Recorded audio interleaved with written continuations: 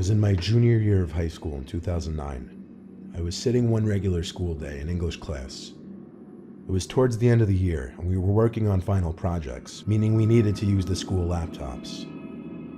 The school library was closed for the week because of some kind of damages or renovations. I really don't remember all the details regarding that. But even still, I was pretty sure the laptop carts were still being stored in the back room of the library. My teacher asked the class which of us would like to go down and get the cart. I really had to pee, so I raised my hand because it was a good excuse to go down to the bathroom anyway. After making a quick stop at the bathroom, I made my way to the library. The lights inside were all off. There didn't appear to be anyone in the entire library. It was pretty dark, but there was just enough light from the few windows in there to see where I was going. Like I said, the laptop carts were usually way in the back section of the library in a separate room. There was a glass window that looked from out in the main area of the library into this back room, and it was really dark in there. I tried the door handle, but it was locked. Now I looked around not knowing what to do. I didn't really want to go back to the classroom to tell my teacher. I looked around the library, hoping there was maybe at least one staff member in there. I did hear something coming from the other corner of the library, actually. As I walked closer, it sounded like some kind of consistent clicking sound. It was coming from one of the study rooms that classes would sometimes be held in. The door to this room was cracked open, but it was also dark in there. There were also windows that looked into this room, so instead of marching straight in there, I tried looking in through the window in the main section of the library. I was like 80% sure I could see someone standing in the back corner of this little room. I pushed the door open a little more and called into the room. My voice echoed a bit. I tried hitting the light switch, but the lights didn't turn on, confirming the power was shut off in the library. I stepped into the room, a bit confused why I didn't get an answer. I wanted to confirm that what I was seeing was a person. It's so hard for me to explain what I was seeing. It literally looked like a humanoid figure from the doorway. Head, torso, and everything. I didn't even have a cell phone back then to use to light up the room.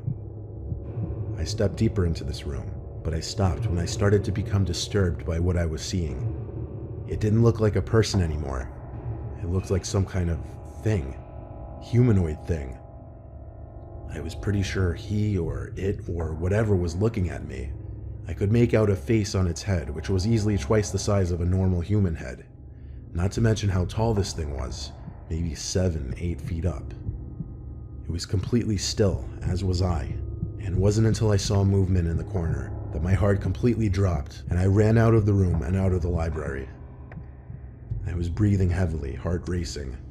A teacher I knew named Miss Karp happened to be walking by in the hall, and I asked her frantically to follow me into the library to see. She asked me in a stern voice why I was even going into the library, given that no one was allowed to enter that week. I told her that I was sent to get the laptops, and maintaining her stern voice, she told me all the laptop carts were moved to the presentation room. Apparently, I had zoned out when my teacher mentioned this. I told Miss Karp to follow me into the library anyway to show her what I saw. But when she reluctantly followed me there, not only was nothing there in that back room, but the light inside of that room was now working. Miss Karp was annoyed with me, and of course she didn't believe me or just thought I was seeing things. I eventually went back to class with a computer cart for the presentation room and explained to my teacher that I went to the library by mistake. I never really mentioned what I saw to anyone else for fear of sounding stupid or crazy. I don't know if I believe in ghosts or paranormal shit, but I really have no freaking clue what I could have seen in there. Sure, eyes can play tricks on you, but not like that. I saw something big in the corner of that room. Something not human.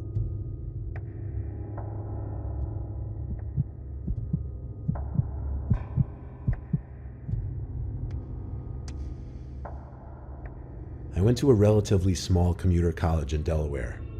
During my freshman year, I had my classes set up horribly. I would get to school at 3 p.m., have a couple classes, then a 2-hour gap before my next class, and I wouldn't leave campus until around 9. I'll admit, in my early years of college, I was kind of antisocial. I could have been trying to meet up with people in the food hall or joined clubs or even just went to the library during my breaks. But for my final class twice a week after my 2-hour gap, I would be in a basement classroom of one of the business halls. This basement only had this and one other classroom, and rarely ever would there be anyone else down there. Commonly, I'd just go straight down there, eat my food in the classroom, then just do homework on my laptop for the remainder of the couple hours.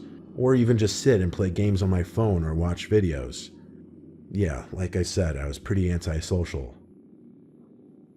Well, one particular day, I felt lazy before class and didn't make myself food, so I had to go to the cafeteria hall to get a sandwich. I sat at a table alone and began eating, but quickly became uncomfortable after realizing I was the only one sitting alone at a table when a majority of everyone else there was sitting with friends. So I wrapped up the sandwich and decided I'd just eat down in the classroom and wait there like I usually did. I stepped out into the dark and marched back to the basement of the business hall and ate the rest of it there.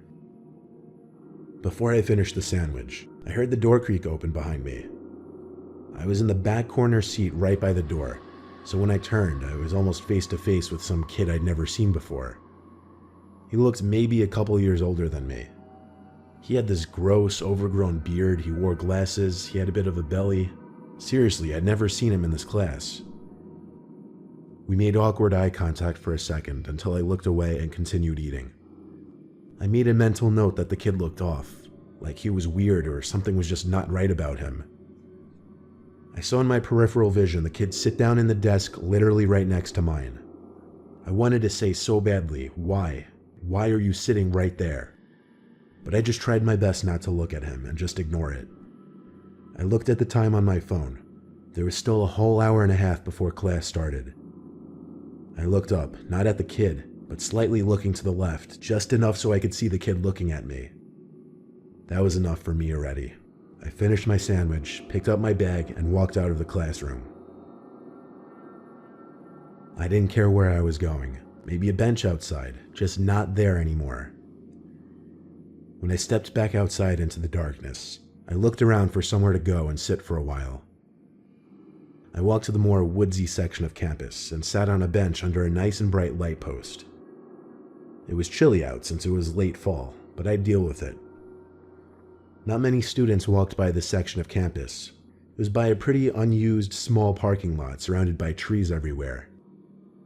Suddenly I heard cracks and crunches of leaves. I looked around and spotted something. Between two pine-like bushes, there was someone standing there. I stood up and extended my neck out, I guess, to get a better look. It was that guy again. He wasn't even making an effort to hide his face. I was about to take off again when he cut through the two bushes and said hi. He started to talk to me, but the way he spoke was also off. He'd overpronounce everything, if that makes sense. He started asking me so many questions about myself, like if I go to school here, what my major is, where I work, what I do for fun. It was so painfully uncomfortable, but I tried to be nice by also asking him some questions.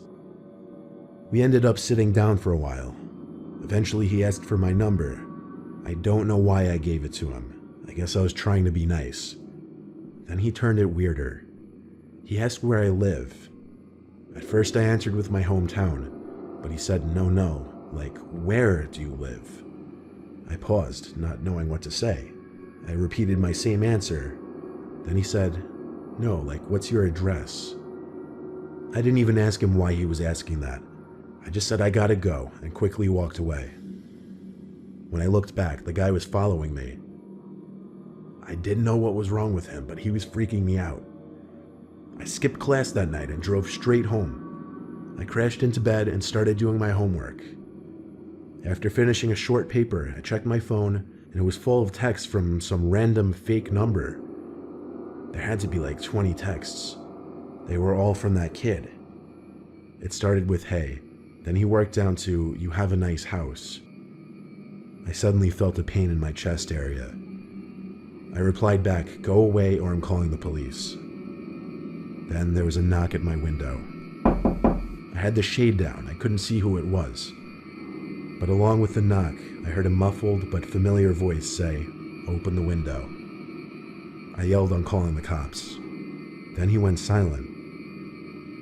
My mom and dad weren't home, so I really did end up calling the police. Nothing else happened before the police came. I showed them the text and explained the whole story. They said, though, that it would be better to see if it continued, since the kid didn't actually make any threats yet. They left, saying call again if he came back to the house and to block his number. The next day, the college sent a text to all students' phones warning about sightings of a dangerous young man seen walking around with a knife. Classes were shut down for the day, and police searched the entire campus. I called to give my story and was asked to give it to the police again. As far as I know, that creepy guy was never caught. I don't know why he was targeting me, I don't know what his motive was, but this is the story about how I was almost murdered in my own home by someone I met at school.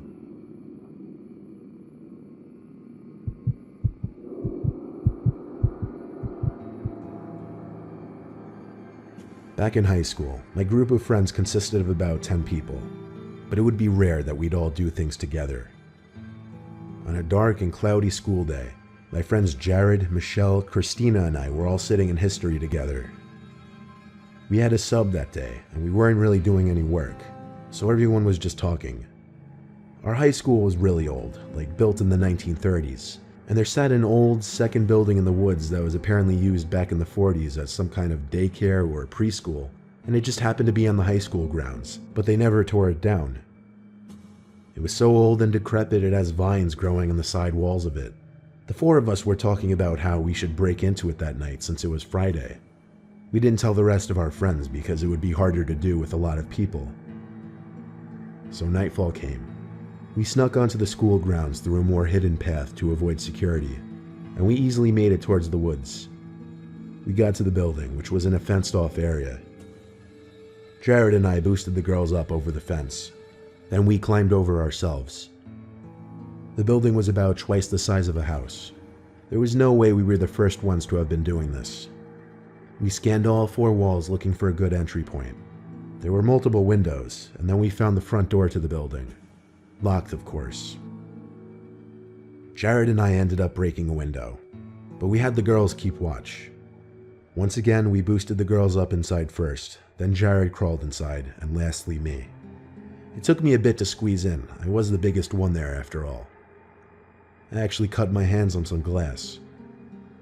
After managing to get in, I looked around in the dark, cold room I was standing in. I realized it looked like an archaic, class-like room, but I also realized my friends weren't in there. I yelled Jared's name over and over. I left the little class-like room and entered a tight, decrepit hallway. There were a bunch of open doors leading to similar classrooms, but now I was more focused on finding my friends. I had no idea why they went ahead of me so quickly. I called their names again and again to no avail. I looked into all the tiny classrooms until I got to one, where I saw Jared standing in the corner. He was looking out the window. I said, "Dude, what the hell are you doing, and why couldn't you wait for me?" He just turned and looked at me, I guess. I couldn't make eye contact in that darkness. I looked down the hall again and called both girls' names. And with that, I heard someone stepping on something pretty loudly further down the narrow hall. I stepped through the mess of random school objects littered on the floor and got to the last classroom on the left. And the second I looked inside, someone jumped out and screamed in my face. I nearly had a heart attack, but it was Jared. Christina and Michelle came out from behind me, hysterically laughing. They revealed that they came up with a plan to hide from me to scare me a few minutes before going in. I playfully shoved Jared, but with my heart still racing from the scare, it started racing even faster, because I remembered that figure I just saw in that other classroom. I told them all to shh, and whispered I saw someone else and thought it was Jared. I waved for them to follow me back to that classroom, but whoever that person was in the corner wasn't there anymore. I stepped into the classroom, but it looked empty. Then I heard one of the girls gasp. I stepped back to them and looked at what the three of them were looking at. She was pointing at the crack between the door to the classroom. There was someone standing behind the door with their face pressed up between the crack to the door. The two girls screamed, and Jared yelled, "Let's get out of here." We all ran back to the window we came in through. I was the last one to climb out, and I can't tell you how scared I was that I was going to be grabbed by the legs and pulled down as I was climbing through. But I made it out. We hopped the fence again and ran back to Christina's house. It didn't make sense. The door to the building was locked, and the window we smashed was the only open window. So how could that man have gotten in? Better question, what was he doing in there? We told the rest of our friends, and rumors quickly spread about the building. I'm sure others went in there after that, but we never went near that building again.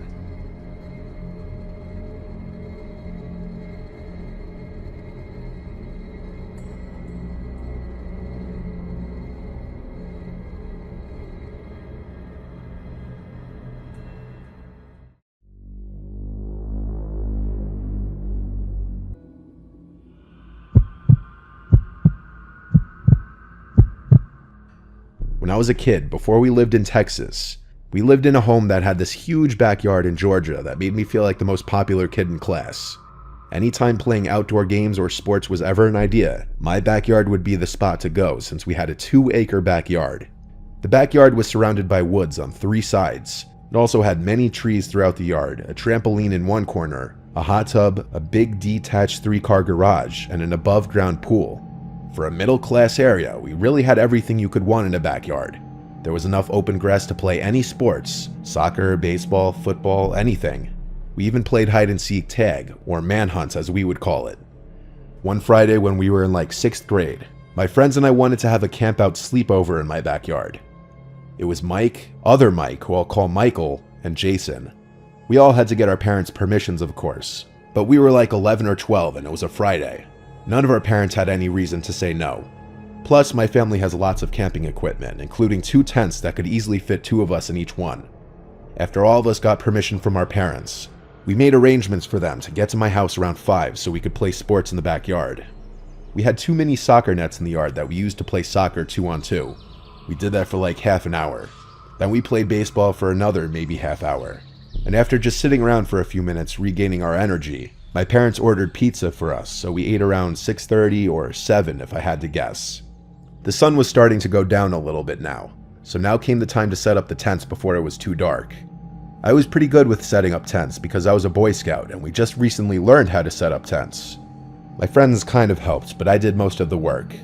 By the time they were done, it was decently dark out. The backyard lights were on, giving a nice glow. It was now dark enough for us to play our favorite game, Manhunt. There were a million spots to hide in the backyard. We played in pairs. It was Mike and I hiding first, and Michael and Jason would be hunting. Mike and I split up. Our goal was to get back to the home base point, which was the back door to the house. No camping by the door was allowed. The trampoline was in a far corner of the yard before the woods. I crawled under that to hide. When the hunters would start looking, they had to blow a whistle to let the hiders know they were starting. Once I heard the whistle, I stayed under the trampoline waiting it out, watching the 2 of them in the distance looking around. I was waiting for a good moment to creep closer to the back door. I had my sights on the hot tub, which was right next to the house. If I could make it over to hide behind the hot tub, I could straight line beeline it to the back door. So when both Michael and Jason had their backs to me looking in different areas of the backyard, I sprinted towards the hot tub, and just as I got right behind it and ducked down, I heard one of the trash bins on the side of the house almost topple over, and then I noticed the motion detecting light on the side turn on. The hot tub was by that corner of the house, but it wouldn't have triggered that light. I went to peer around the corner to the side yard, and I saw a tall person dressed in dark clothes speed walking away in the direction of the woods, before entering the woods. It wasn't my dad. I ran to my friends and called the game off, then went to tell my dad about it. We came out and looked around the woods for a few minutes, and then checked the street for any unusual cars. Nothing and nothing. He said we should sleep inside tonight, which obviously bummed us out. We went inside and just played a game on my PlayStation. I again described to my friends what I saw, just some tall guy walking into the woods on the side of the house after apparently almost knocking over one of our trash bins. We talked about just going back outside and sleeping in the tents since they were already set up anyway. And plus, what were the odds whoever that was still out there hours later? After we finished playing our game, we went back outside quietly to not wake my dad up. It's not like we were hiding the fact that we were going back out there, but we didn't want to advertise it either. We each had a sleeping bag. Mike and I shared a tent, while Michael and Jason shared the other. After a while of joking around and yelling things between tents, we started to quiet down and try to go to sleep. I wasn't asleep yet, but it seemed like Mike was. I started hearing walking sounds in the grass nearby, approaching the tent, and then the zipper to the tent was unzipped, and I looked up and saw my dad looking inside the tent. He said, "What are you guys doing out here?" I replied to him something like, "They wanted to sleep out here, so we came back out." Then I took a closer look at the face peering into the tent. I realized it wasn't my dad, but some complete stranger who looked to be my dad's age. It looked like he was about to come in when I screamed bloody murder like a little girl. Everyone woke up, and Mike started to scream as well. The man grabbed our ankles and said to be quiet, but he gave up when he realized he was about to be exposed. He left the tent and disappeared. I told my friends to run inside the house, and as we were running to the house, my dad was already coming out the back door in response to our screams. I told him I don't know which way he went, but that the man from before was back. My dad ran around the yard, screaming and taunting the creep to come back if he has any balls. We heard it from inside the living room. My mom called the police, of course, and all that really happened when the police officer showed up was he took my recount of what happened, and I'm sure he made a police report, then left. It was good to have a police report at least, so that the cops would be aware of a creep going around. I'm not sure if that man ever came back to our property or not, or if he ever got in trouble for something similar. Either way, it was pretty traumatizing, and it could have gone much worse.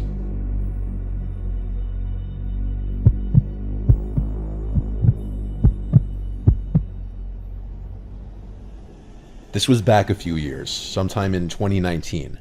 I was at a friend's house. I'll call her M for the sake of the story. I was pretty excited for this sleepover. I couldn't wait to talk about all the middle school drama. Now, something you might want to know is M's house was deep in the woods. I mean deep.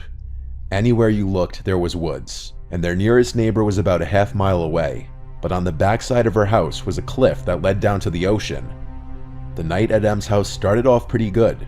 Our friend Sam was there too. We played Truth or Dare, Hide and Seek, and other teenage games. It was getting pretty late, but we decided to go on a walk down the gravel road that led to the other houses along the way. We asked her mom, and she said yes, so we started walking. After another 10 to 15 minutes, we saw a man who was walking on the other side of the street towards us. At first, we weren't thinking much. Maybe this dude was just taking an evening walk as well. But something that didn't seem right was that this man was wearing pretty thick clothing. I'm talking, it almost looked like snow gear, and not to mention it was pretty warm out. At that moment, it was like 60 degrees outside. We all looked at each other as we passed the guy, and that's when it hit us. The stench, the disgusting smell coming off that guy. It was absolutely horrible. Words could not describe how disgusting that smell was. It was so bad that after we finally got a few feet away, my friend took a deep breath, almost like she had been holding it. One of my friends ran into the woods and almost threw up. At this point, we felt it was best to head back. Our friend who almost threw up was begging to go back anyway. We all agreed that it would be the best idea to head back. On our way back, we passed him again. This time we held our breath before we passed him. But when we looked back, we realized he was no longer walking in the opposite direction, but instead he was following us. This was really annoying. That disgusting smelling man was now bringing his stench even closer. We had no choice but to speed up our pace. We started speed walking. We still had about a mile to make it back to M's house. As we began to speed up, so did the random disgusting smelling dude. We all looked at each other, scared and annoyed. We picked up our pace even more, almost to the point where we were jogging, but of course, the man sped up even more. Now at this point, we were running, and my friend Sam looked back, and then we heard it. Sam let out a blood-curdling scream as she looked back, which caused Em and I to look back as well, and what we saw, still to this day, absolutely horrifies me. This man was full-on sprinting at us. He had what looked like a knife or something sharp in his grasp. Em, Sam, and I started screaming as we were sprinting down the road.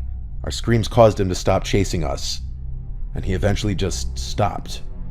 But he didn't move. He just stood still, watching as we left. We didn't stay around to see what his intentions were. We just ran straight back to M's house. Once we got back, we slammed the door and decided on not telling her parents, as they were already asleep. We all went to the living room to finish setting up our sleeping areas. A few hours passed. It was about 2 a.m. at this point.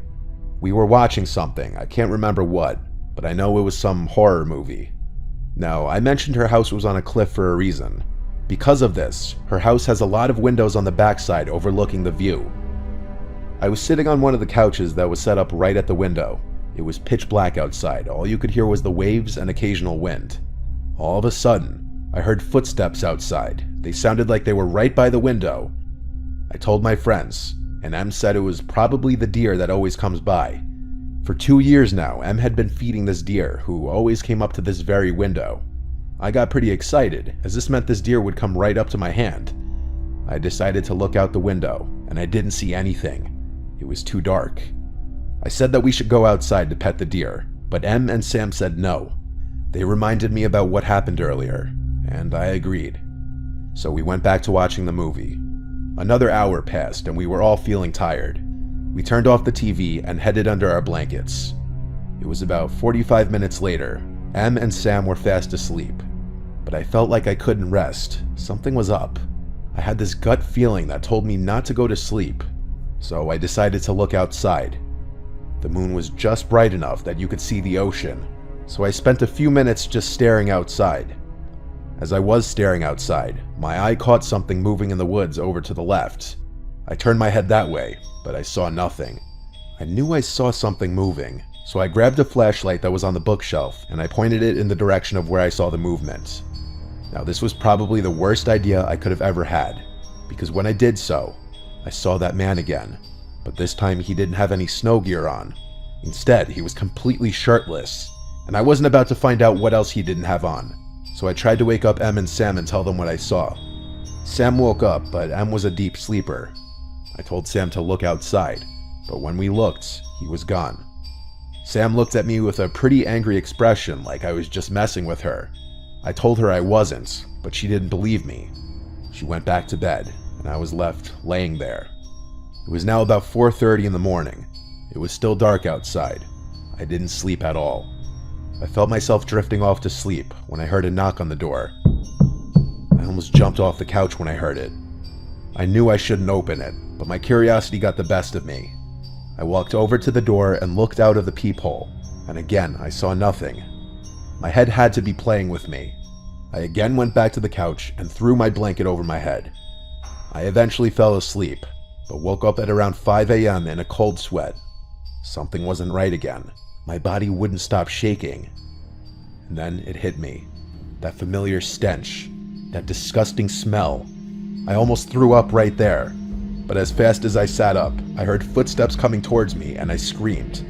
I flicked on the flashlight, and as I did, I saw him, the man from earlier, standing in the corner of the room. My scream woke up Em and Sam, and they screamed too. And as we did this, the man bolted out of the house. Em's mom and dad came running down the stairs, and after a few minutes, we told them everything that happened. Em's mom called the cops, while Em's dad walked down the road with a shotgun, seeing if he could find the man. After that, once the police arrived and got all of our stories, I went home. My parents didn't tell me much when I got home. They hugged me for what felt like hours. And from that moment, I wasn't allowed at sleepovers anymore. Only now, years later, did I finally realize just how bad everything was. The police eventually found the guy, and inside that old shed we were daring each other to go into were 5 dead bodies. And that stench that was on that man's body was the smell of decaying flesh. And if things didn't go the way they went, in the end, my friends and I would have ended up in that shed.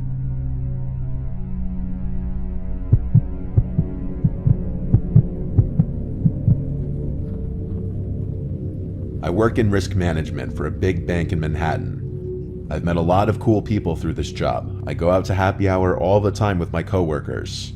In 2019, a new guy named Sebastian was transferred to our office. I met him on his first day in the office. He seemed very sociable and talkative, and he'd always be laughing and smiling. He went out to happy hour with us that Friday, and he truly was the life of the party, always talking about all of his experiences, all the places he's been and things he's done. There was not a dull moment with him. Eventually, Sebastian and I became friendly, and we went out together once in a while on weekends. I came to realize the more I got to know him that a lot of what he said may have been fabrications. His stories about all these beautiful women he allegedly got with, all these stories of hanging with celebrities. I started to just take everything that he said with a grain of salt, but I kept hanging with him because he was just easy to hang out with and kind of funny. Sebastian one day invited me to go with him and his sister to their condo in St. Pete Beach, Florida. His mom is very wealthy, owning a place in Beverly Hills, Colorado, and St. Pete. She wouldn't be at the condo this particular weekend, so Sebastian said it would be fun. I invited my little brother to come along too. We all took the same flight. I met Sebastian's sister at the airport. She seemed pretty interesting. Hard to explain, but she was a bit quirky. The condo was actually decently nice. It had 3 bedrooms. I'd never been in a condo with 3 bedrooms before. Sebastian and his sister took a room each, so my brother Tyler and I shared a room. I told him if we meet any girls, he's sleeping on the couch though. Since we landed late, it was past beach hour. We went out to some beach bars which were pretty cool. It was a bit of an older crowd. Sebastian was getting really drunk really fast though for some reason. It was a chill vibe. I wasn't sure why he was downing shots. I had to tell him to slow down when he started getting aggressive with people. This was the first time I'd seen him like this. He was also going up to every last girl he saw and drunkenly hitting on them. And 9 times out of 10, the girls seemed uncomfortable. Tyler and I laughed until it wasn't funny anymore, and it was more so embarrassing being seen with him. At one point, a bigger guy got in his face for talking to his girl, and I had to pull Sebastian away and apologize to the guy to de-escalate things. As we walked away, Sebastian pushed me and called me a piece of shit for not having his back. Tyler and I told him to just calm down. Even his sister was telling him to relax. Sebastian stormed off, I'm assuming back to the condo. His sister didn't say anything and just followed. This was an extremely bizarre start to the weekend. Tyler and I stayed and finished our drinks. These girls even came up to us and asked how we knew him, making a joke of it.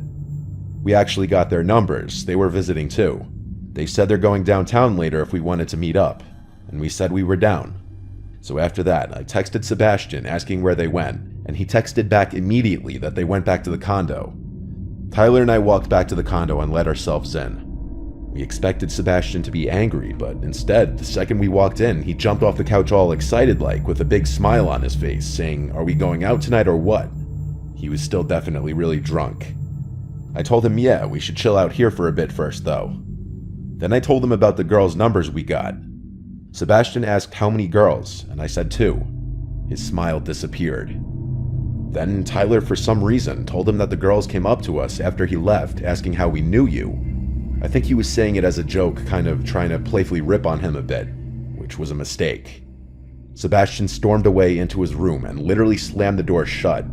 I was realizing he must be extremely bipolar or something. I was getting off vibes now, from both of them. I whispered to his sister, "Is he always like this?" And she replied, "Like what?" in a very standoffish way. "Never mind," I said. This was extremely uncomfortable. I was hoping maybe Sebastian would sober up and tomorrow would be better. Tyler and I chilled in our room for a little while. Sebastian never came out. I went over and knocked on the door and asked if he wanted to come out with us. He didn't answer. So we eventually Ubered without them to meet those 2 girls at some big clubby bar. As I was getting drunker, Sebastian started blowing up my phone with things like, "Where are you? How could you just leave me here? Your stuff is going in the street. Don't come back. I don't know why I invited you here." I showed Tyler and the girls, and everyone was concerned. Something was wrong with Sebastian, and he was showing it now. As much fun as we were having with the girls, we had to Uber back to the condo before Sebastian really did something stupid. When we got back, Sebastian was just sitting on the couch alone, looking at the wall. I asked if he was okay. He looked at me, then looked away and said, "Yeah, hope you had fun." Then he got up and went to his room and shut the door. Whatever. We went to bed. Tyler and I just stayed up talking to each other for like half an hour, about Sebastian and about life in general. Then suddenly, we heard footsteps on the wood floor outside. We stopped talking. The footsteps came over to the door, then stopped. We both heard it. I spoke up to Tyler on the top bunk, whispering that Sebastian is right outside the door. He whispered back, "I know." He must have had his ear up to the door or something, listening to us. We didn't say a word. A literal 5 minutes go by before we heard his footsteps walk away from the door. Then we heard him talking outside. He was laughing and saying stuff, but we didn't hear his sister saying anything. I wanted to see who he was talking to. so I crept over to the door and opened it. I looked into the living room, which was dark, but I saw Sebastian in the corner leaning on the wall with one hand and his head down. He was laughing and talking to himself. I heard him say, "Joe is always such a stupid bitch," and then he laughed again. "My name is Joe." I closed the door quietly and went back to the bottom bunk. I whispered to Tyler what I just saw, and his response was simply, "What the fuck?" I told him we should leave tomorrow morning and get a hotel, and he agreed. We tried to go to sleep, but the talking and laughing outside went on for another 10 to 15 minutes. When it finally stopped, we heard the footsteps come outside the door again, stop for a minute, then go to his room, and then we heard his door shut. Finally, we felt comfortable going to sleep. By now, I was shot. I fell asleep pretty quickly. But I woke up probably only 20 minutes later. I sat up, knowing something woke me up. I looked at the door, and in front of it was Sebastian standing there. I jumped and said, "Yo, what are you doing?" He then lunged at the bed, screaming, trying to apparently strangle me, yelling, "You're a piece of shit." Tyler had to grab him off of me and throw him into the corner of the room. Sebastian yelled, "You suck, Joe. I invited you here just for you to shit on my life and talk shit about me to my sister." I, of course, tried to calm him down and rationalize, but there was no rationalizing with crazy. We packed our shit and called an Uber to a hotel, where we stayed until Sunday, then flew home. I saw Sebastian in the office the following few weeks, but he always avoided talking to me or looking at me, and he eventually transferred to a different office, probably because of me. Sebastian seemed cool and normal at first, but he was an example of a very sick, damaged person deep down. And that night we spent in his condo absolutely terrified me. Thank you to Scentbird for sponsoring this video. Check the links below.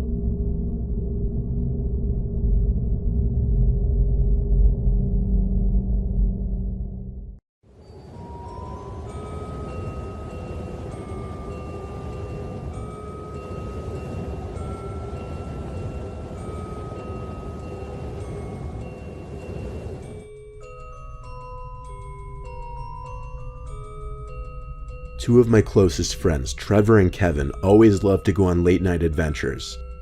I have so many fond memories going on creepy midnight exploration sessions with them, but I have some not-so-great ones as well.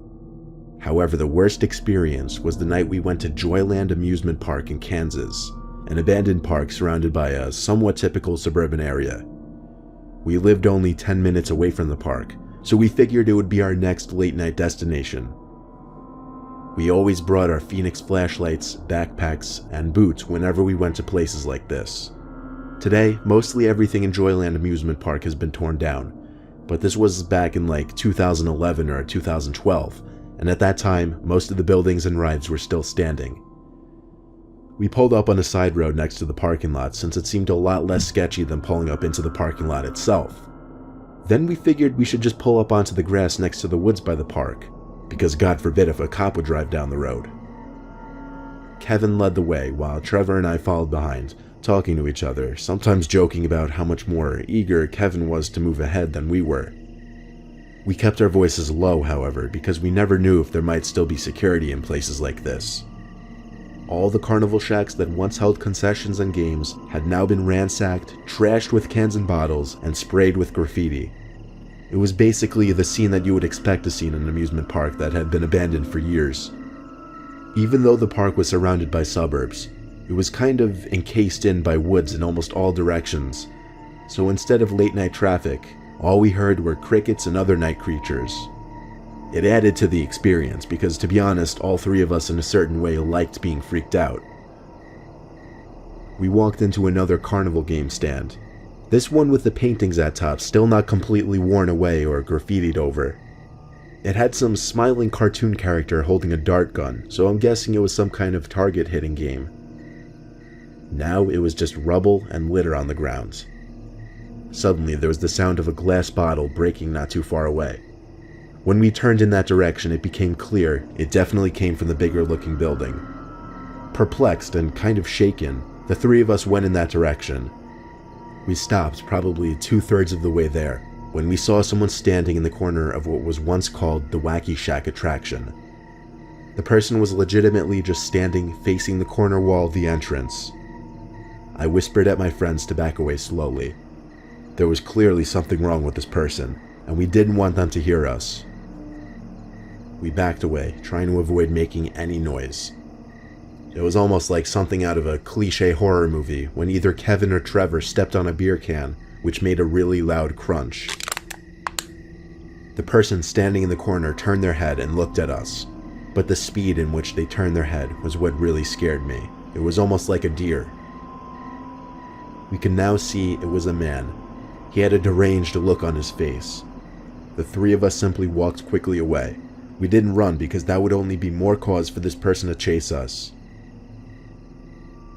We made it to the woods where we would cut through to get to the car. Halfway there, Kevin looks back and mutters, "Oh shit." We look back and see the guy just standing stiff next to a tree in the distance, a few meters away. Running seemed like our only sensible option at this point. It didn't take long before we were at the car. We screamed at Kevin to unlock it as he fumbled for his keys. As we got into the car and looked out the windows, we could all see him again, this time once again standing stiff like a statue, hunched over by the tree line to the woods. Kevin drove off, and Trevor and I screamed out taunts to the man. That didn't mean we weren't still absolutely shaken permanently. It's scary to think that none of us ever actually saw that weird man move. He seemed to always be standing still whenever we saw him.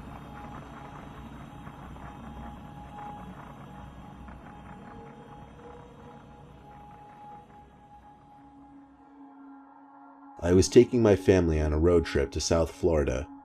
It was a long 2-day drive, and I could tell my kids were getting restless. I saw a sign for an amusement park zoom by on the parkway, so I figured I'd treat my kids and take them to an amusement park for a couple hours.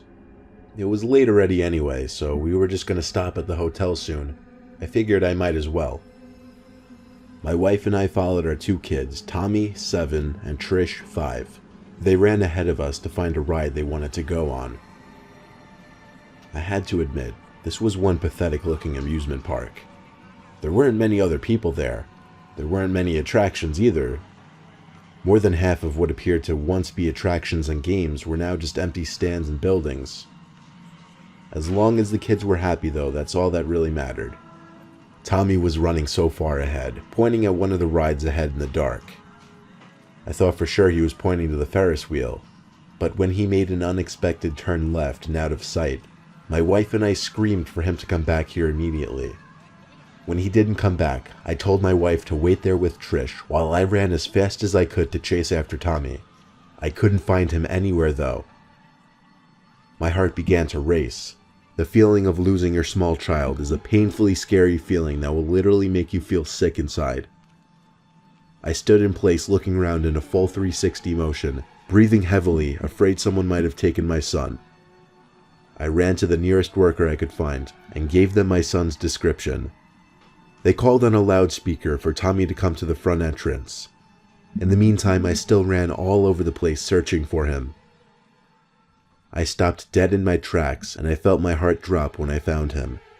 He was over by a wall of bushes next to a bathroom building. He was talking to someone who was apparently in the bushes. Then it looked like he was pulled into the bushes. I screamed Tommy's name as I took a break for the bushes. There was nobody around to serve as a witness or come and help me. I got to the bushes and heard Tommy talking to someone. I didn't hear the other person's voice though.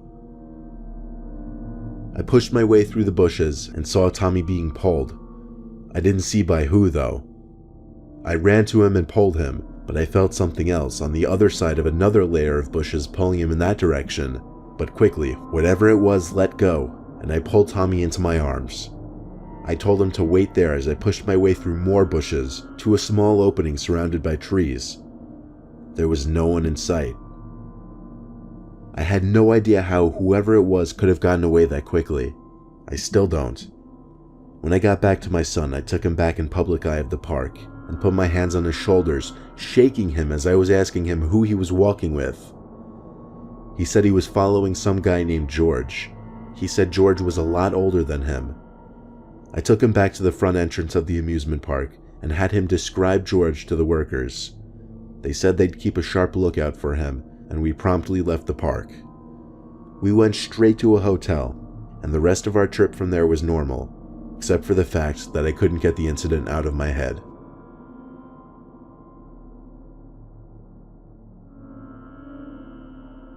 I used to work at a little theme park called Thrillville, USA. No, not the video game. There was an actual amusement park called Thrillville. It was very tiny and secluded though, so don't picture a big place like Six Flags or something in your head. I never enjoyed working there because my shift would always be something different every day, and there was an insane amount of weirdos there. But that's irrelevant. The park closed in 2007, and ever since, I've been from job to job in this shitty country-ass town. One cloudy evening on my own in 2009, I decided it would be fun to go check out what's become of Thrillville, since it had been shut down and abandoned for 2 years at the time. I pulled up to the parking lot, which was of course empty. The grass surrounding the park was now overgrown, and the overgrown grass waved around in the breeze, suggesting an incoming storm. Sneaking in was easy considering it wasn't fenced off or anything, but it was clear some things had already been torn down. Still, at the time, mostly everything was still standing, but it had become so much creepier now. I began to feel tiny rain droplets, but I didn't really care. I was dressed for rain anyway. Walking around the park was creepy, but the first really disturbing thing didn't actually happen until I heard something scutter behind me. To be honest, I couldn't tell if it was a person or an animal, but something was definitely there. I didn't see anything though, so I just pressed onward, choosing to ignore it. I was snapping constant pictures with my Canon camera that I took along because for a few months I was kind of into photography. You know, a passing interest. I snapped away at different buildings, the defunct roller coaster, the big old yellow slide that was now covered in mud stains. Then there were the buildings like the bathrooms, the main office, the varying maintenance shacks. I decided I would start with the bathrooms. I don't know why I thought that would be interesting, but I did. I stepped into the men's side of the bathrooms, which was obviously pitch black inside. The lights no longer worked, so I had to turn on the flash on my camera, kind of like that scene from the first Saw movie. I took a picture of the sink and mirror and checked the image quality. The light flash on my camera was very bright, so pictures in the dark always came out clear. Then I heard the slightest little ting sound. It came from the side of the bathroom with the stalls. I called out, "Is someone in here?" There were 2 stalls from what I remember. I went over to the first stall and pushed the stall door open slowly. I aimed my camera into the stall and took the picture. The light revealed nothing but a toilet in the stall. I moved on to the next stall and pushed the door open. With this one, I was having trouble drawing up the nerve to take the picture. I took about 5 seconds before I pressed the button, and the camera light flashed, and in that brief moment of light, I saw a tall figure looming down at me. I shut the stall door and screamed as I ran back outside to the light and to my car. When I got to my car, I checked the picture I captured in that stall. In the picture was a figure, probably 6'3", standing in front of the toilet, but for some reason the face was blurry. I couldn't see any distinguishing features, but it seemed to be a man. As I browsed through some of the other photos, I picked up on something disturbing. In 4 photos out of 10, I found what appeared to be a person hiding somewhere in the distance, but always seemed to be staring at me. In 2 pictures, the person was in the woods. In 2 others, they were behind buildings or rides. I never sent those pictures from my camera onto my computer, but I think they're still on the camera. I just haven't seen it in years. It might be in my attic. If I find it, I'll post them online, but I quite frankly never want to see that picture again.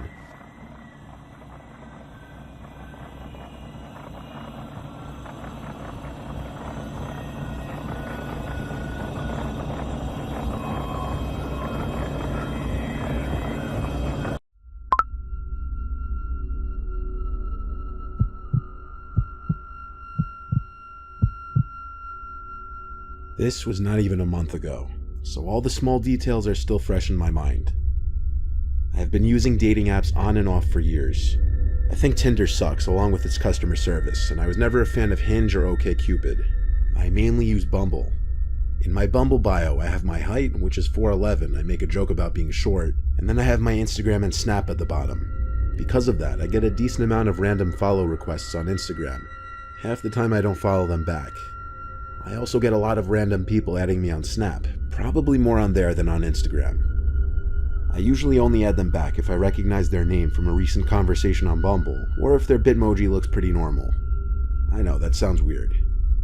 I deal with a lot of stupid, disgusting boys on Bumble, but it's not as bad as Tinder. Still, I'll often have the typical douche frat boy asking if I do hookups or sending any kind of provocative messages.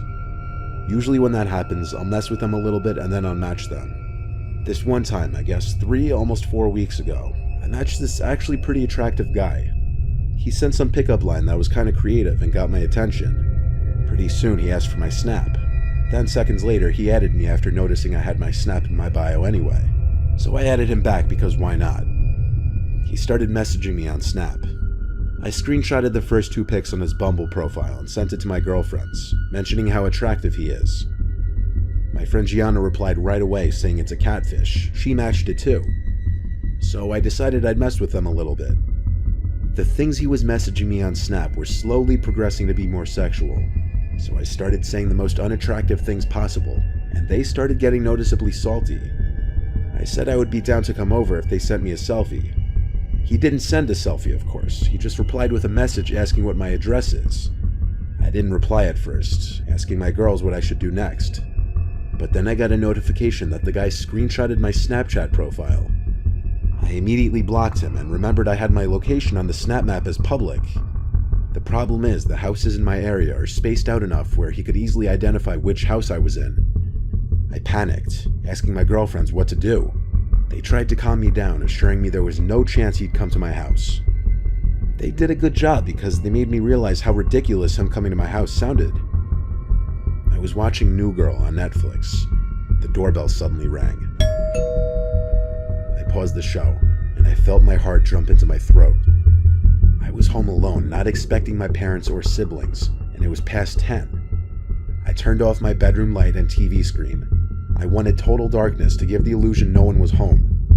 I suddenly got a notification that someone added me on Snap. The username was "It's me, add me back."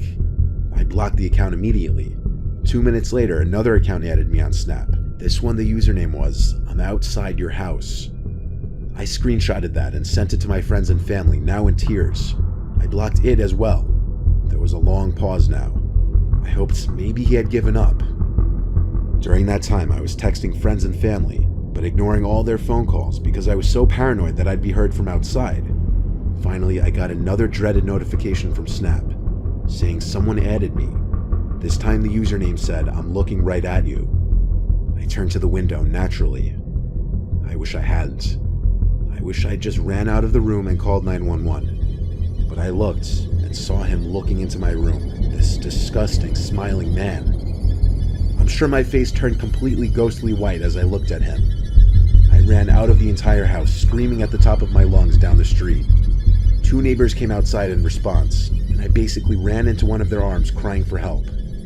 The neighbor called the police for me, but the man was not found in or around the house. I somehow had to gather the courage to go back into that house and stay there for the night. I locked myself in my parents' room since it's the only bedroom upstairs with a lock, and I prayed I'd be able to fall asleep. I lay awake for seemingly hours though, and eventually I knew for a fact I heard something outside the door, like tiny, soft footsteps causing ever so slight cracks in the wood. I sat up and stared at the bottom of the door, dreading the lights outside turning on or someone trying to open the door. I grabbed my cell phone and dialed 911. I immediately said to the operator in a quiet whisper that someone was inside my house and I was alone. But maybe I didn't say it quietly enough, because footsteps on the other side of the door confirmed that I was right. I wasn't just hearing things. The footsteps walked away from the door quickly, and I heard them go down the stairs, and eventually I heard the front storm door slam shut. The cops arrived shortly. The same cops had returned. This time they wouldn't allow me to sleep there the rest of the night. I called my friend Gianna, who was still awake, and she said I could come sleep over for the rest of the weekend. The police escorted me there after I locked up my house. I'm grateful I didn't fall asleep that night, as I wouldn't have heard those tiny footsteps outside my room, and I might not have called the cops in time.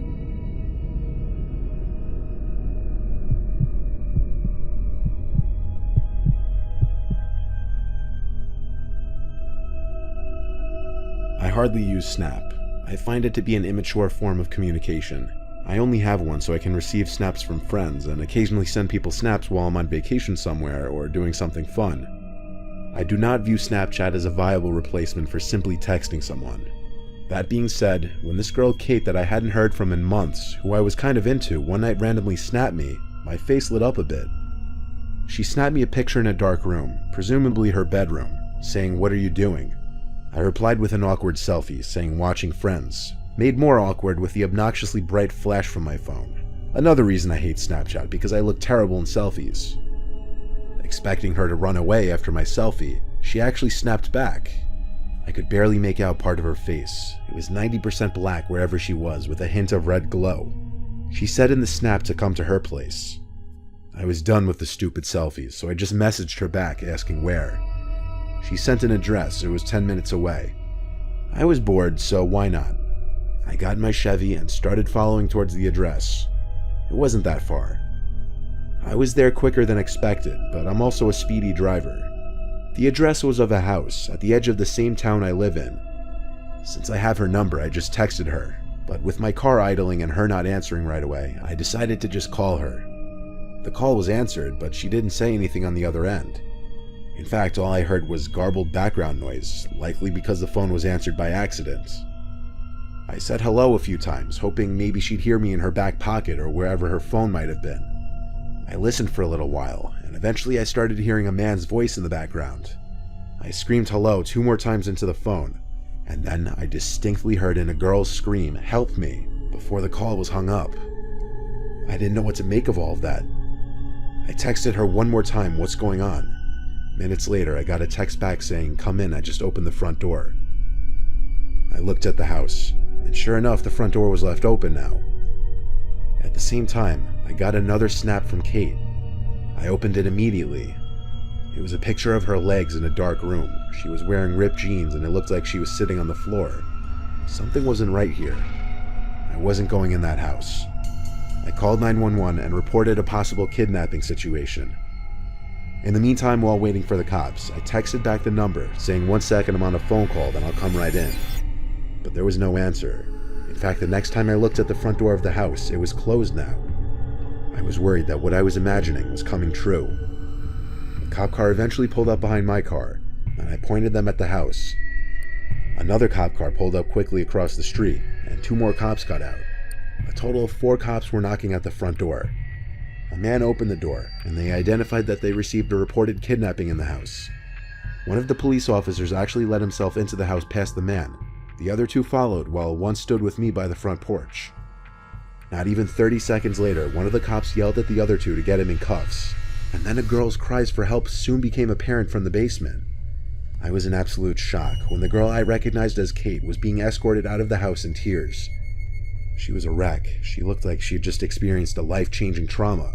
I can't even imagine. This wasn't even her house. This was apparently the man's house. But the girl's aunt didn't live too far, so she was brought there. Obviously, the man was brought to jail, and I'm sure he's now in prison. That Kate girl really didn't seem to want to talk to me too much beyond thanking me for saving her life a bunch of times. I'm not mad about it, though. I understand. Experiencing whatever she went through in that basement is probably something no one wants to think about.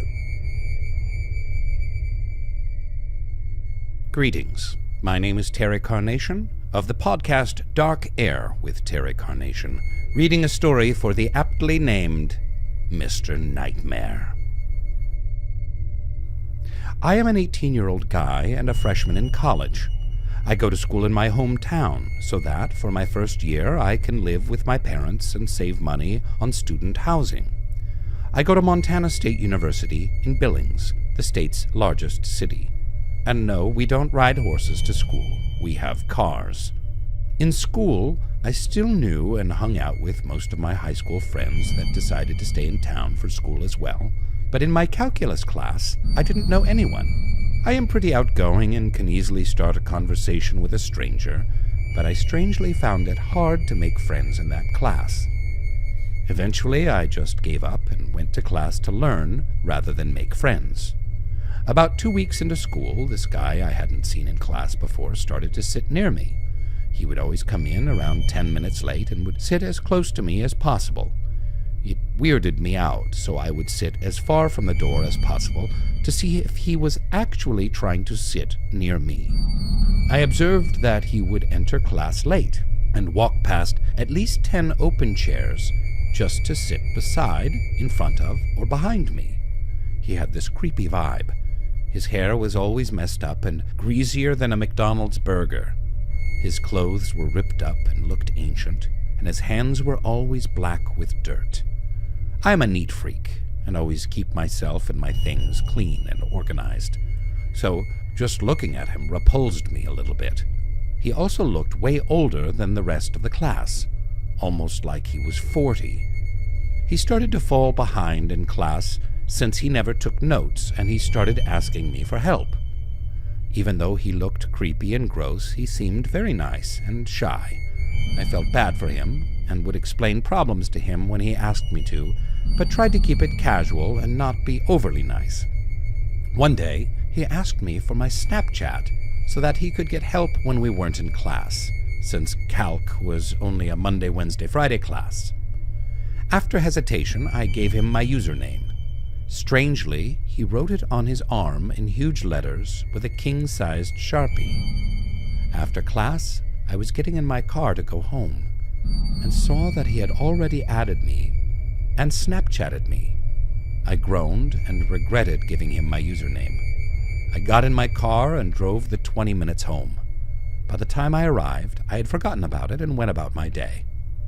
I should mention now, a girl's name added me on Snapchat on this day too, so I added her back even though I didn't know who it was. Later that night, I got another Snapchat from him. I opened it. The first one from earlier that day was of his arm with my username on it. The caption had a ton of blushing faces on it, more than I could care to count.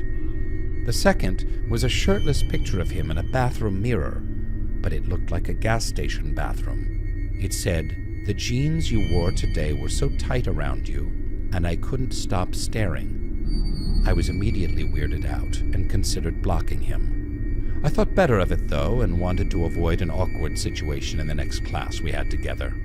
I didn't reply to him and went about my night.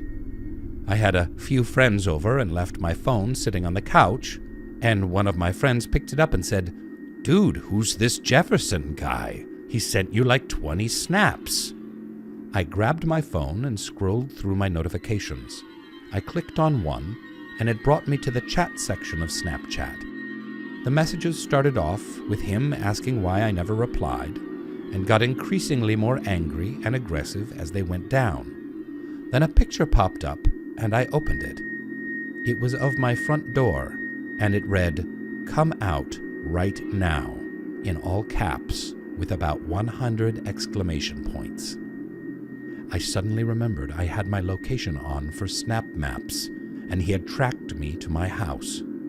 I immediately screenshotted the picture and the messages. One of my friends recommended calling the police, but I wasn't worried since I didn't think he could get in. Flash forward 2 weeks, and I hadn't seen the guy since. One night I was watching people's stories and came across Jefferson again. I was horrified because I thought I blocked him. I looked at the username and saw that it was the username that I thought was a girl adding me all that time ago. He had made a fake Snapchat, knowing I would probably end up blocking him. His story was even creepier, though. It was a picture of me walking with my friends in a parking lot earlier that day. I was pissed now. I messaged him and asked why he wouldn't just leave me alone, and why he couldn't realize I didn't want to be his friend. He only replied with more pictures of me taken over the last couple of weeks. Me walking, me driving, me at the movies with my friends, me at a restaurant downtown with a girl I liked. I was so completely creeped out that I blocked him again. I wish I had saved the pictures. But after I pressed charges for stalking, I imagine the photos will be subpoenaed for evidence. I have since turned off my location for Snapchat, and I only add back people that I know. Thank you, Mr. Nightmare, for that nightmarish story. Thank you, Tristan, for that indelible nightmare of a story that you've shared with us. Ugh, blood-curdling. Now, if I only knew what Snapchat was. I don't know what that is. Is it a device? I'm not sure. But I can only imagine. One can only imagine. And frankly, I'm most surprised by the fact that someone in Montana is studying calculus. I didn't know they had universities in Montana, let alone courses like calculus. I bet they ride horses to class instead of cars. Oh, Tristan. Stay safe out there, buddy. Stay safe, Tristan, and only add people you know to your chapsnats. Only add friends and not creepy dudes. Full confession, that was me. But I am, however, a little older than 40. So, it was me, Tristan. It was me. This is Terry Carnation. I host the podcast Dark Air with Terry Carnation. New episodes out every Thursday. Follow me on my misadventures as I host a paranormal radio call-in show featuring, well, me, Terry Carnation. Thank you, Mr. Nightmare. Thank you, Tristan. Thank you, listeners everywhere. Remain open to all possibilities. I couldn't resist doing an evil laugh. I love doing evil laughs. Here's another one.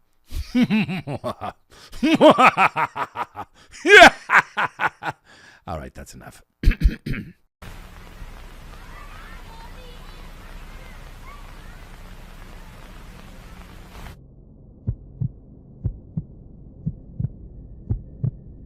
This happened when I was a young child, maybe like 8 years old. My parents had me late. My two older siblings are both at least 10 years older than me. I was woken up in the middle of the night to a commotion from downstairs one night. It was my parents. I cracked my door open and heard my parents freaking out about something. I wasn't sure what it was. I went to the stairway and stood at the top, calling down, "Mom? Dad?" My mom came to the bottom of the stairs and said to me, "Go back to bed." I listened without asking any questions. I could tell they were stressed about something though.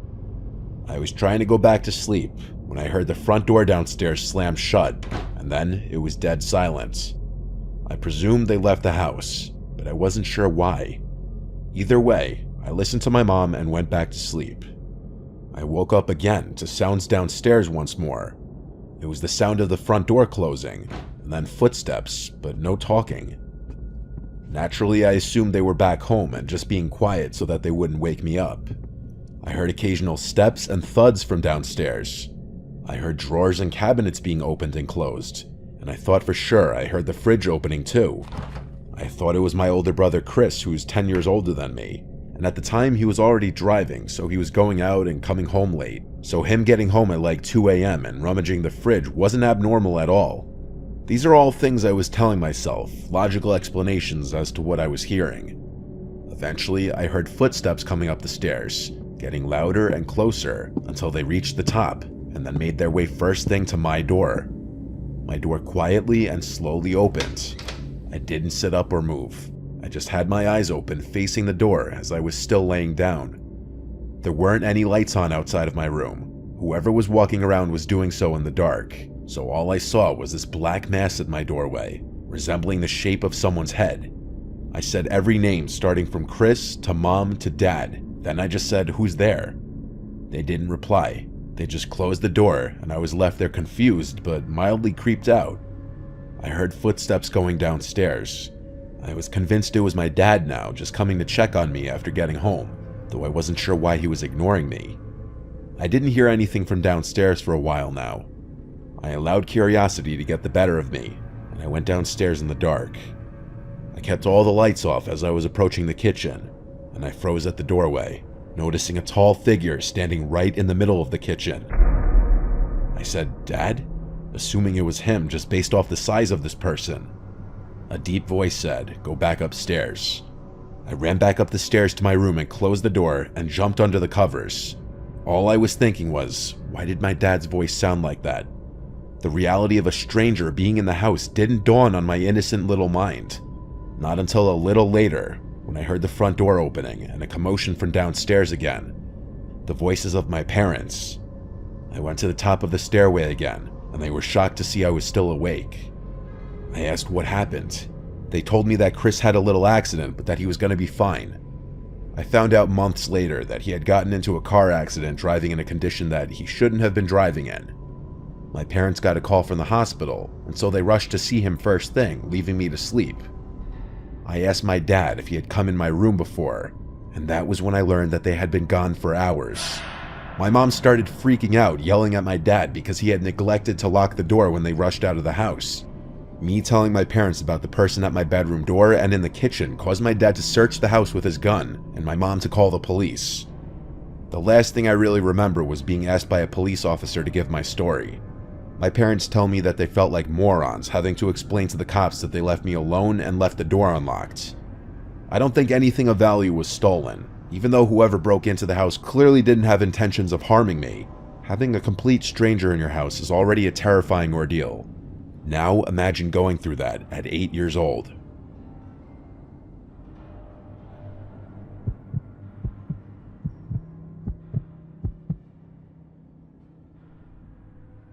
It was around 2013 to 2014. My brother was about 7 or 8 at the time, and we had just moved into a new house to be closer to school and for cheaper rents. It was a pretty nice house, all things considered. It even had a cozy fireplace for the winter.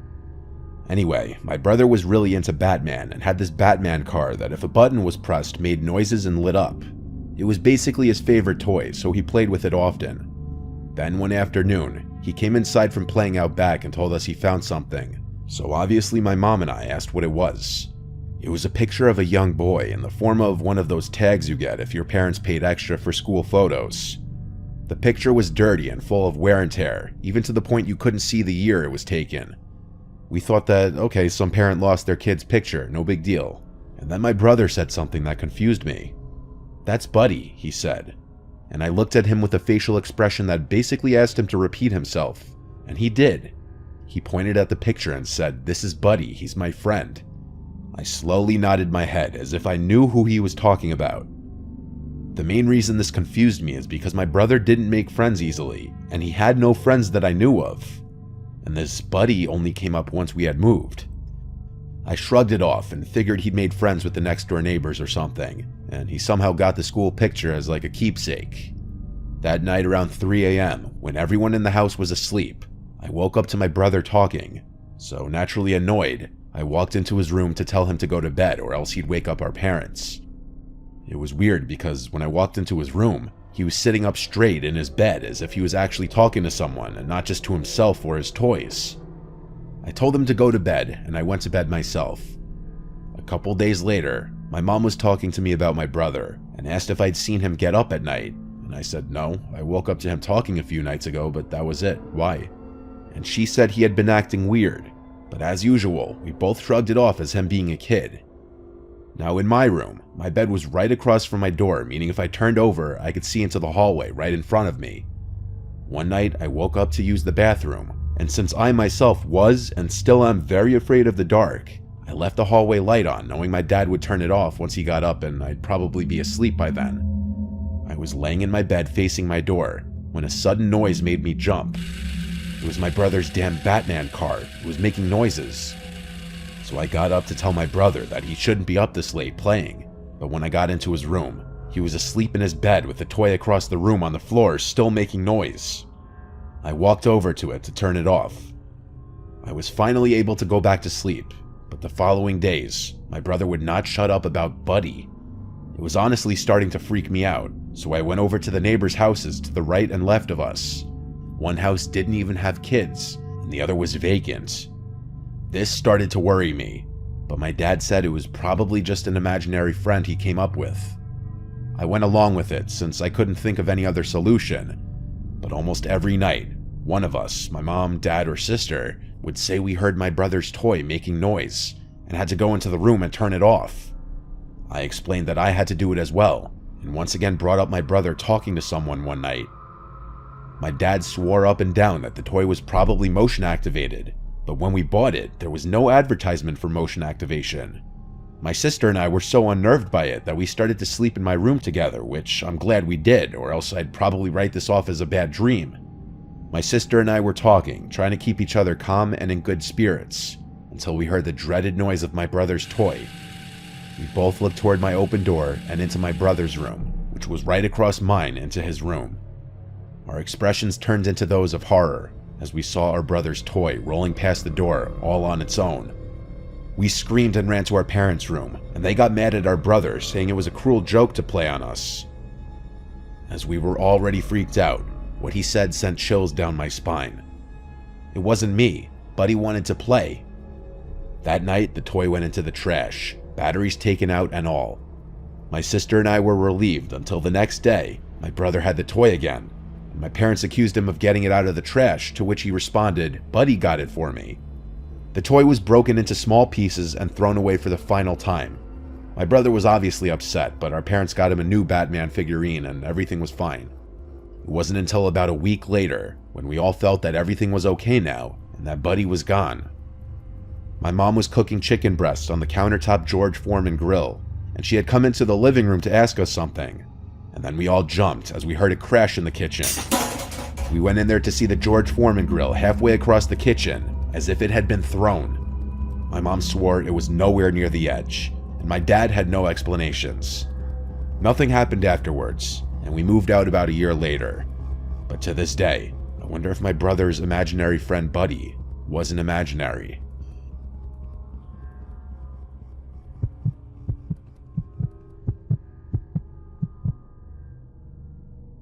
When I was just 10, we moved to a new house in a different town. I was entering a new elementary school as a 5th grader, which is always tough. Starting out, it was a bit awkward, as all the kids already knew each other, as I was just some random kid entering the scene. In my elementary school, you were made to sit with the kids from your class during lunch, and I remember it being really awkward the first few days at school. Kids are extremely judgmental around that age, and I was judged as the new kid, so it made making new friends more difficult. But those initial days of being the new kid on the block, I actually met a few of the kids on the block. One of the kids was Dan, who went to a private school, so we went to different schools. We met while I was biking down the street, and he asked if I had just moved into the house on the corner. We started hanging out from there. Then, a few days later, I met Alex. Alex actually rang the bell one day and asked my parents for me. I was confused when my parents called me to the door and introduced me to him. He said he lived down the block and wanted to know if I liked video games. Of course, I said yes, and he invited me over to his house to play Grand Theft Auto San Andreas. I didn't have that game, but I really wanted it, so I said yes. We walked to his house, which was literally the corner house at the opposite end of the block. Right away, I felt like the house looked less nice than every other house on the block. It was the same size as most, but it just looked run down and not taken care of. There was no grass, the front yard was just 2 big patches of dirt with a walkway cutting through them to the front door. We entered the house, and it was equally disheveled inside. It was like a house of hoarders. Boxes and junk everywhere in every room. He led us to the basement, which smelled like 15 cats lived down there. Weirdly enough, there didn't seem to be any pets.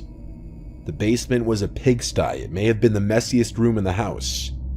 We sat on this brown leather couch placed right in front of the TV. He had a GameCube and PS2. He booted up San Andreas and we played the 2-player mode, and it was actually fun, and in that moment, I thought I was gonna like Alex and would want to be friends with him.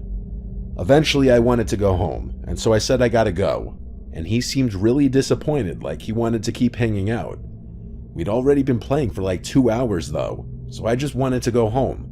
He followed me halfway home until I said see you later, basically saying in a friendly way, alright, go away now. That was the first warning sign that Alex was a wacko, but I didn't find it concerning just yet. The next day, Alex rang the doorbell again and asked my parents if I could come play. This time we played GameCube in my room for about an hour. Not to sound mean or judgmental, but I was starting to not really like him just because I felt like he was weird and he made me uncomfortable with how physically close he got to me. The next day after school, he rang the bell again. I wasn't really in the mood and told my mom to tell him I don't feel good, so he left. I would rather hang out with Dan, honestly, because I just liked him more. That same day, I rode my bike up to Dan's house to see if he could hang out. He was down, so we started riding our bikes further up the block, and this was a mistake, because as we passed Alex's house, he came outside onto his front stoop as if he were waiting by the window. It was weird, but it was also awkward because I just had my mom tell him that I was sick before. As we passed, I told Dan that I hung out with that kid, and that I felt like he was slightly weird. Dan was shocked that I hung out with him, saying that whole family is crazy. I found out from Dan that Alex was actually a couple years older than me. He was 12. From this point, I decided to steer clear of him. The next weekend, Alex came to our door again asking for me. I told my mom before this already to tell him I'm not home if he came back, so she did that. But late that night, I woke up to my window completely open and a cool breeze blowing into the room. It was a chilly September night, so I most definitely left the window closed originally. Waking up to an unexpected breeze made me question who could have done that. Then I felt something poke my foot and I screamed. I looked at the foot of my bed and saw Alex. He told me to be quiet, it's just him. Before I could even ask what he was doing in my room, he explained that his parents were fighting and he wanted to sleep with me. He climbed through my window. I was in shock. I told him to get out. He pleaded with me to let him sleep in bed with me. Again, I told him to get out. Watching him turn and climb out of my window was a disturbing scene. I closed the window and locked it, and then went straight to my parents to wake them up and tell them. They couldn't believe it. The next day, my parents both went down the block to talk to Alex's parents, and when they came back, they said it didn't go well. Alex's crazy mom screamed and laughed in my parents' faces, taking no accountability for her son's actions. I'm sure my parents didn't want to get police involved because Alex was just a kid. But however many nights later, I woke up to knocks at my window. I had my blinds closed, but I knew for a fact it was Alex. I didn't answer. The knocks went on and on for like 5 minutes. I even heard an attempt at opening the window. I was actually scared. I remember my heart racing. Eventually, of course, the knock stopped. I went to tell my parents, and they told me to just ignore it. I think they weren't as threatened because, like I said before, Alex was just a kid. It was probably a few days later when Dan and I, along with another kid I made friends with from school, were biking from my house down the block, and when we passed Alex's house, I saw him run to the window as we passed, and he just watched. I told my friends about what happened, and they found it hilarious and fucked up.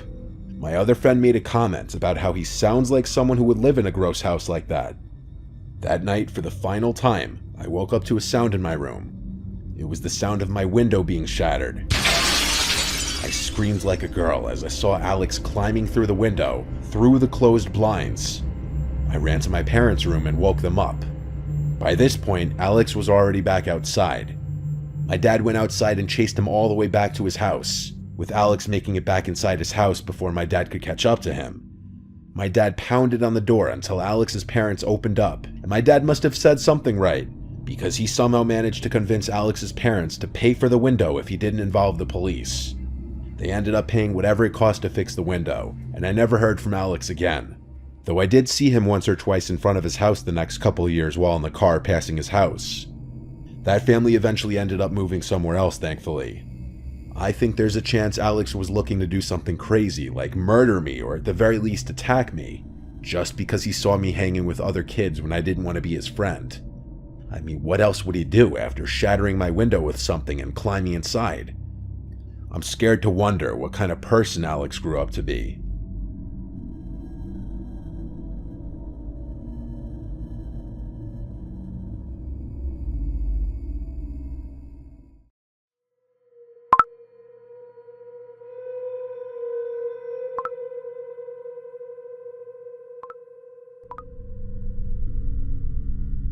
I used to use Snapchat a lot last year and the year before. This story takes place during the summer of 2015 when I was 14 years old. I would Snapchat this one friend of mine regularly. We were both on each other's best friends lists. I'll call him Ben for this story.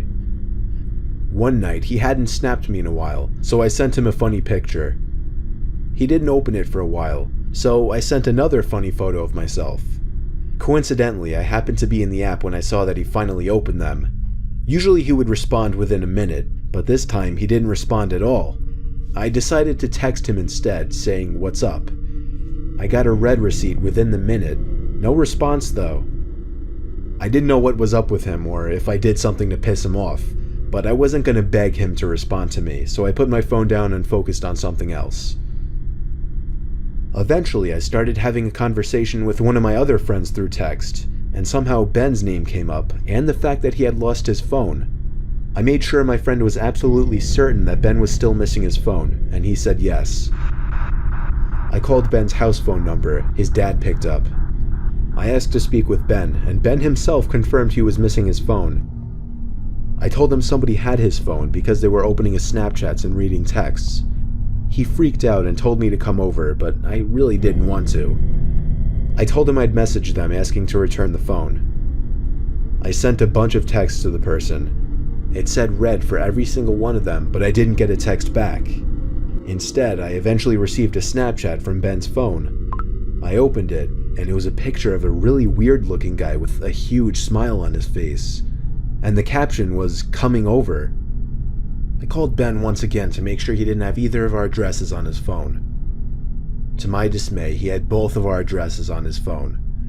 I received a text from the guy while I was on the phone with Ben, saying, "You're good looking." Ben didn't have Track My iPhone enabled, so he couldn't even try to track this creep. That night, I woke up at some ungodly hour. I'd say 3 a.m. I wasn't sure if something had woken me up or not, but I was somewhat positive that I thought I saw some kind of light just as I woke up. I sat up and rubbed my eyes, and realized it was really, really hot in the room, which was weird considering we had the AC on.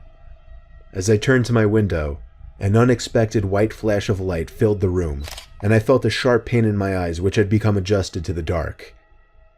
I struggled to reopen my eyes, but when I could, I saw that my window had been opened, and someone was leaning half of their body into my bedroom with a camera in their hand. I screamed like a little girl in what was undoubtedly the most nightmarish moment of my life. It was a man at my window, and as I pushed myself back up against the wall, curled up in my bed screaming, I could distinguish the man's face to be the same face I'd seen on Ben's Snapchat. He struggled to squeeze himself back out the window, but he did manage to escape before my parents could enter the room. We contacted the police that same night and had them track the phone. They found the man in a house 2 miles away and arrested him. Ben got his phone back and I got peace of mind, knowing the creep would be behind bars.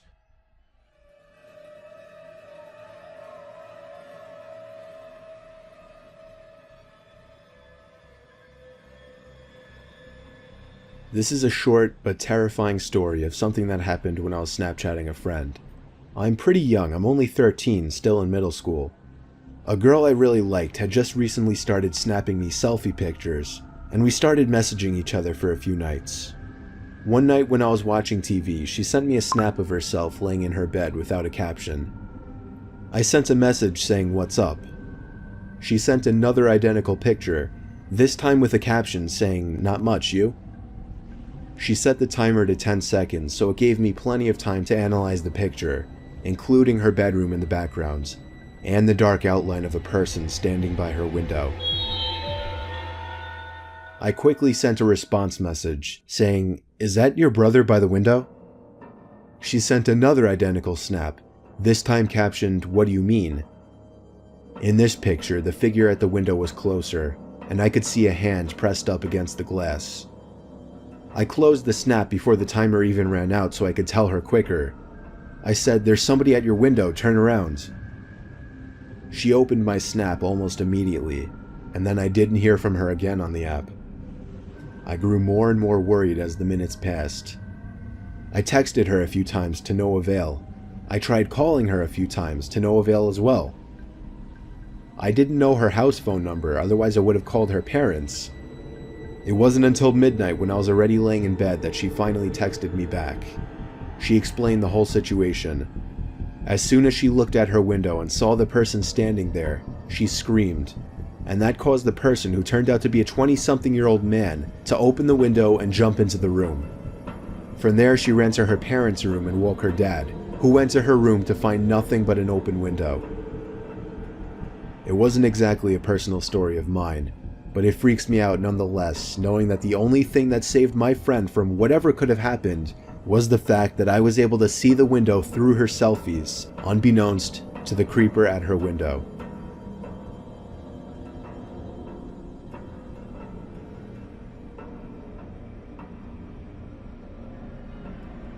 When you think of Snapchat, the last thing you would think of is a horror story, besides maybe private pictures being leaked. It was almost a year ago now. I was a senior in high school and was Snapchatting a few different people at my kitchen table at 10 o'clock. My parents had already gone to sleep. I got a notification from Snapchat. It said, "Snapchat from Hector." I did not know anyone by the name of Hector, so right away it was weird.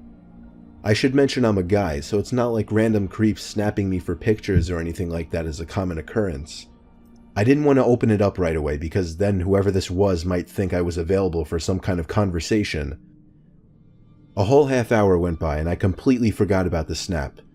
That is, until I got another one from this Hector person. This time I opened it right away. The first snap was taken in a really dark room and somebody's face was just barely in the picture, though it was way too dark to give a clear description of the person. All I could tell was the person was a bit darker skinned. The next picture was taken outside, facing a road. It took me a while to catch on because of the darkness and the graininess of the photo, but there was an arm pointing down the road. I typed "Who is this?" in the chat. The message was read instantly, but there was no reply. The guy added me, so I added him back. His Snapchat score was literally 5, and he watched all of my Snapchat stories. 5 minutes passed before I got another Snapchat from this Hector guy. I opened it right away. This time, a picture taken in the middle of the street. However, I recognized the street he was on. He was only 2 blocks away from my house. Again, I typed, "Who is this?" I knew it was one of my friends messing with me on some kind of throwaway account. I texted a few of my friends who I thought might be doing it. They all promised it wasn't them, but they all found it really funny. I got a 4th Snapchat from this Hector person. I found myself getting more and more nervous opening each one. I waited a few seconds and then opened the snap. It was a picture of my block taken by the old lamppost on the corner. My good friend who lives 2 doors down came over because I was freaked out and wanted him there. He's a big dude, so him and I could take on any one person. We sat on my couch with the TV on in the background, staring at my phone, waiting for another snap from this guy. Sure enough, the notification popped up with Hector's name on it, and my friend got excited with laughter. I was too nervous to find humor in it. He told me to take a screenshot this time. When I opened the snap, the picture was of my house. It was taken from the front yard. I took the screenshot and we both jumped off the couch and ran to my front door to look outside. We couldn't see anyone, so we both put our shoes on and checked outside. I told my friend to stay in the front and I'd check the backyard. On my way to the backyard, I got another snap from Hector. I opened it immediately once again, and this time, the picture was of the back door to my house. Before opening that gate, I yelled for my friend to come around back, which in hindsight, I can now see was a mistake, because as soon as I opened that gate, I saw somebody already running for the gate on the other side of the yard. Me and my friend chased after whoever it was, but it was way too dark to see anything out in the streets. This Hector guy got away.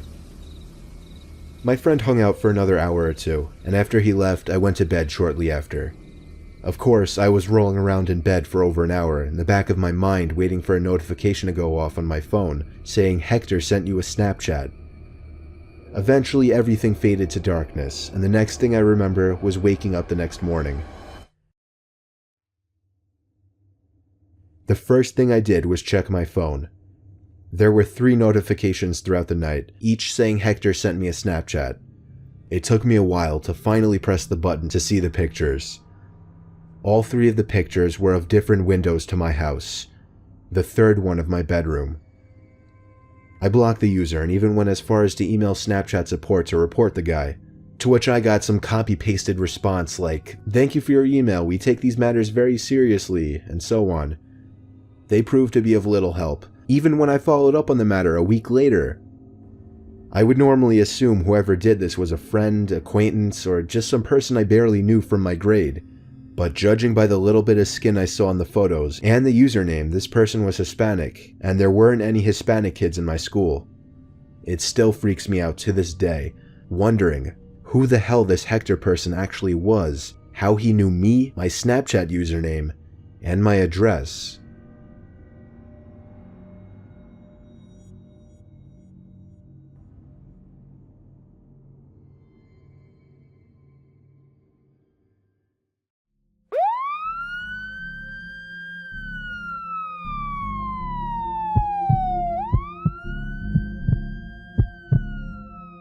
This happened in the fall of 2021 when I was living alone in a rented townhouse in southern Illinois.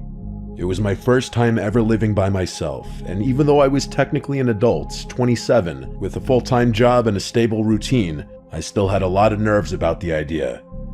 I'd just gone through a rough breakup, and I thought the silence and solitude might help me process everything. The townhouse was part of a small row of identical units, kind of plain but clean and quiet, tucked away in a sleepy cul-de-sac just off a rural highway. The neighborhood had that sterile suburban vibe. Lots of beige vinyl siding, trimmed hedges, wind chimes, and mailboxes with family names stenciled on them. Mostly older folk, but a few young families. I didn't know any of my neighbors well, but I liked it that way. I kept to myself. But almost right away, I noticed one person who stood out from the rest. He lived 3 doors down. A tall, heavy-set man, probably in his mid-40s, with a scruffy beard and a weird habit of standing outside his house at night, sometimes just pacing or smoking, sometimes doing nothing at all, just staring. I'd pull into my driveway after work around 9 or 10 p.m., and there he'd be, leaning against his porch rail or just standing at the edge of his driveway facing the street.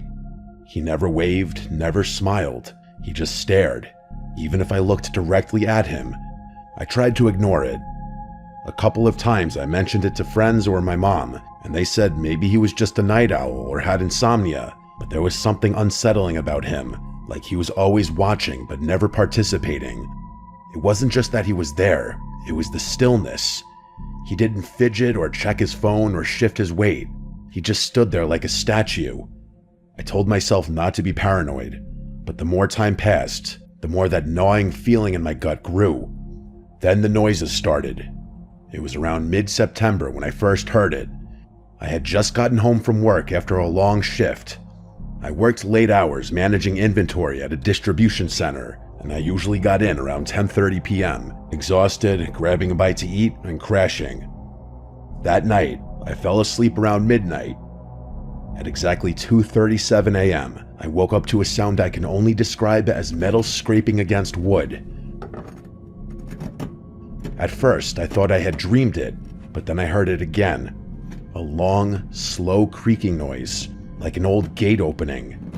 My bedroom was on the first floor, at the back of the unit, and I had a sliding glass door with vertical blinds that led to a small fenced-in backyard. I sat up in bed, heart racing, and listened. There was a pause, then I heard footsteps, soft crunching sounds like someone walking slowly across gravel. My entire backyard was lined with decorative rock instead of grass, so you could hear every footstep clearly. These weren't animal sounds. I grabbed my phone and crept out of bed. I didn't have a weapon, just a dull kitchen knife I kept in my nightstand, just in case, which at the time felt kind of ridiculous. I crouched by the edge of the window and peeked through the blinds. I couldn't see anything. The motion light wasn't on, which meant either they were out of range or had come in a different way. I dialed 911. The dispatcher was calm, asked for my address, and told me officers were en route. I stayed crouched in the dark, barely breathing. About 10 minutes later, red and blue lights flickered through my front window. I got up, opened the door, and met the two officers outside. I explained everything, what I heard, what time it started. One of them walked around the back while the other stayed with me and asked a few questions. The officer in the yard came back and said the gate was closed and there were no signs of tampering, but said he'd write up a report just in case. They didn't see anyone. No footprints or damage. Basically no crime. One of them actually said, probably just a raccoon, and gave me a look that clearly said, "You're wasting our time." I didn't argue. They left after about 10 minutes. I didn't sleep the rest of that night. The next morning, I went outside to check the backyard myself. That's when I noticed something strange. There was a flat stone about the size of a paperback book, wedged under the bottom edge of the wooden fence gate. I hadn't noticed it before. The gate had a heavy spring that made it swing closed automatically, but the stone looked like it had been placed there specifically to stop it from closing all the way. It was subtle, like something someone would do if they wanted to come back later and slip in without making noise. I picked up the rock and tossed it across the yard. I called the police again and told them what I'd found. They told me they'd note it in the report, but again said there wasn't much they could do. I asked if they could talk to any of the neighbors or check for cameras. They said no, unless a crime was committed, they couldn't investigate. I felt like I was losing my mind. 2 nights later, it escalated. At exactly 2:14 a.m., I woke up again, this time to the sound of my back door handle turning. The handle rattled gently at first, like someone testing it, then a harder jiggle, like someone trying to open it. I sat up in bed, heart hammering. I couldn't see anything through the blinds, but I could feel someone standing on the other side. My mouth went dry. I picked up my phone with shaking hands and called the police again.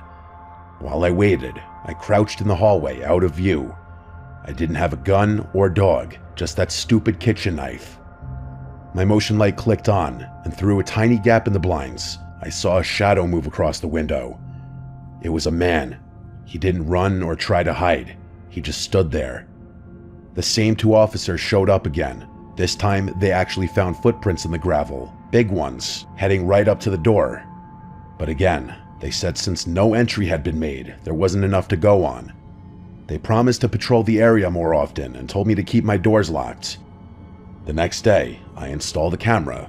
It was one of those mid-range Wi-Fi security cams. I set one up above the back door and another above the front porch. That night, I didn't go to bed. I sat in the living room with the lights off, watching the live feed on my phone. 2:14 a.m. came and went. Nothing happened. Then, at 2:23, the back camera triggered. A man stepped into frame. He walked in through the gate like he knew exactly how to move to avoid the motion sensor until the last second. He was tall and broad, wearing a black hoodie with the hood up, jeans, and gloves. He walked up to the door, looked up directly at the camera, and smiled. A slow, stretched-out grin. Then he backed up, still staring, and disappeared into the dark. I called the police again, and they came back, watched the clip, and admitted that yes, it was unsettling. But since he didn't break in, didn't damage property, and didn't appear to be armed, there was still allegedly nothing they could do. They wouldn't even ask the guy down the street to check his doorbell cam. I begged them. They said their hands were tied. That night, I packed a bag and slept at a hotel. When I came back the next day, I found 4 muddy handprints on the glass door. 2 high up and 2 low, like someone had crouched down and just rested their hands there for a while, staring in. I moved out a week later. I broke my lease and forfeited my deposit. I didn't care. I couldn't stay there another night. The final straw was the note I found wedged in my mailbox the day I left. It was handwritten in small cramped letters on lined notebook paper. It said, "The cops leave, but I don't." I filed one last report. The officer I spoke to that time looked genuinely disturbed by the note. He promised they'd do a wellness check on the neighborhood, but it was too late. I never went back. About a month later, I got a message on Facebook from a girl named Kayla. She said she was the new tenant who had moved into the unit after me. Her message said, "Hi, sorry to bother you. I think you used to live here. Did you ever have someone in a black hoodie hanging around the backyard? I keep hearing footsteps at night, and last night, someone knocked on the glass door around 2 a.m. and just stood there. I didn't reply. I didn't want to know what happened next.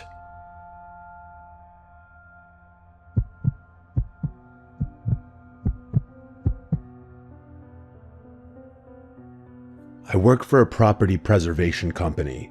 Basically, we handle foreclosed homes, securing them, cleaning them out, winterizing them, sometimes even boarding them up if there's been vandalism. It's not glamorous work, but it pays well, and for the most part, it's quiet. You spend a lot of time alone in houses that used to belong to people who are long gone. Sometimes it's sad, sometimes it's just boring, but every once in a while, you get a house that feels unsettling. This happened in 2020, when I was assigned to clear out a property in a rural part of upstate New York. It was one of those dying places, only one gas station, half the businesses shuttered, roads cracked and overgrown. The house itself was a small, one-story place off a dirt road, surrounded by overgrown brush and woods on 3 sides. No other homes nearby, just trees and silence. According to the file, the house had been foreclosed after the owner, an elderly woman, passed away, and no heirs had stepped forward to claim the estate. The utilities had been shut off for over a year. Our job was to catalog any remaining property, empty it out, and secure it for winter. I drove up on a Monday morning around 9 a.m. with a small box truck and all my gear. From the outside, the house looked intact. Windows closed, door locked, roof fine, just a lot of weeds and vines climbing up the porch. I had to shove the front door open because it had swollen in the frame, but once inside, everything looked pretty standard. It was dusty, stale air and faded furniture. Then my work phone rang. It startled me because I had no signal out there. I'd already checked and noticed I had no bars, but the phone buzzed anyway. There was no number on the caller ID, it just said unknown caller. I answered, and there was nothing. Just a low crackling sound, like static. I said hello twice, then hung up, chalked it up to a glitch. I got to work. I always start with photos, documenting every room, every item. The living room was cluttered with old furniture, lace curtains, some framed paintings. It reminded me of my grandma's house. Heavy furniture, doilies, porcelain figures. The hallway had a smell. Not rot, more like mildew and dust, and something faintly metallic. There were 3 bedrooms. One had been stripped bare except for a sagging mattress on the floor. Another was clearly a sewing room, with thread spools everywhere and a dusty machine on the desk. I took a closer look, and there was a corkboard filled with old newspaper clippings. They were mostly obituaries. Dozens of them, all clipped out with scissors and pinned carefully to the board. No names I recognized, all local. I moved on. In the master bedroom, there was a rotary phone on the nightstand. I remember stopping and staring at it for a second because I hadn't seen one in years. It was off-white, yellowed with age, with a long coiled cord. The kind of phone that would never ring again because the line had been cut long ago. I moved on to the bathroom. That's when my phone rang again. It said unknown caller again. This time, I hesitated. I picked it up, stepped out into the hallway, and answered. Again, nothing. But this time, after about 5 seconds, I heard a whisper. Very soft, so quiet I could barely make it out. It said, "Don't answer the phone in the bedroom." Then the line went dead. I stood there, frozen, heart pounding. The house was dead silent. I checked the windows, all closed. Nobody was outside, and there was no sign of forced entry. My first thought was that someone had pranked me. It's what anyone would think. Maybe one of the other crew guys was messing with me, but no one else knew I was there that early, and again, I had no signal. I checked my phone. 1 bar, then nothing, like it flickered in and out of existence. I tried calling my supervisor, but the call failed. I decided to finish the job quickly. I started boxing up loose items in the living room, books, figurines, dusty glassware, but the whole time I felt off, like I was being watched. I kept glancing toward the hallway, half expecting to see someone standing down there. Then the phone rang a third time. But not my phone. The rotary phone in the bedroom. I heard it from across the house. A shrill, mechanical ring that echoed through the rooms. That phone should have been dead. The line was disconnected. No dial tone and no service, but yet it rang, like an old-fashioned bell. I walked slowly down the hallway toward the bedroom, phone still in my hand. It rang again and again. I stepped into the doorway. The phone sat on the nightstand, the receiver trembling slightly with each ring. There was no chance I was picking up that phone. The rings eventually stopped. I backed out of the room. I wanted to leave, but part of my job was securing the property, and I still had to check the basement. I almost said screw it, but something made me keep going. Maybe it was pride. Maybe I just didn't want to admit how scared I was. The basement door was in the kitchen. I opened it slowly. The stairs creaked as I stepped down, flashlight in hand. I smelled mold and something like rust. There were shelves along the wall, filled with old paint cans and some broken furniture. In the back corner, there was a small table. On it, a cordless phone, a newer model. It was gray plastic and covered in dust, and next to it, a stack of yellowed notebooks. I picked one up and flipped through it. Each page had a name and a date and a short sentence. Lena H., July 3rd, 2019, rang once, didn't answer. Carl M., September 12th, 2019, picked up, warned him. It was more like this, dozens of entries.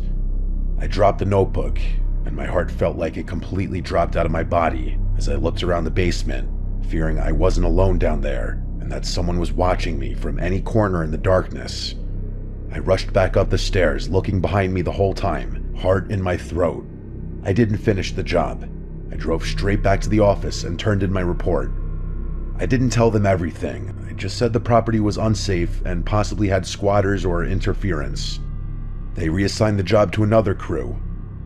2 days later, I got a text from one of the other guys, Mark. He'd gone out there that morning to finish the job. I hadn't told him specifically what happened.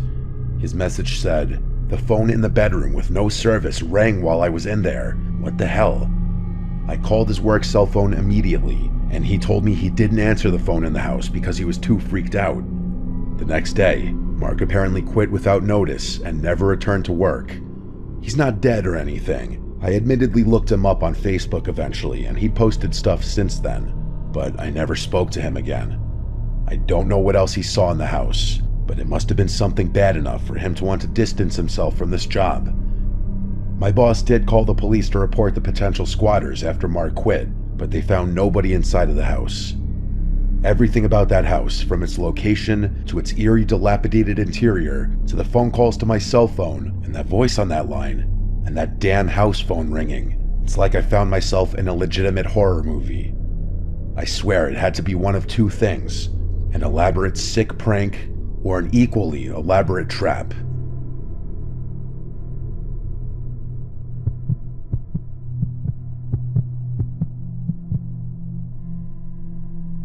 This happened in 2019.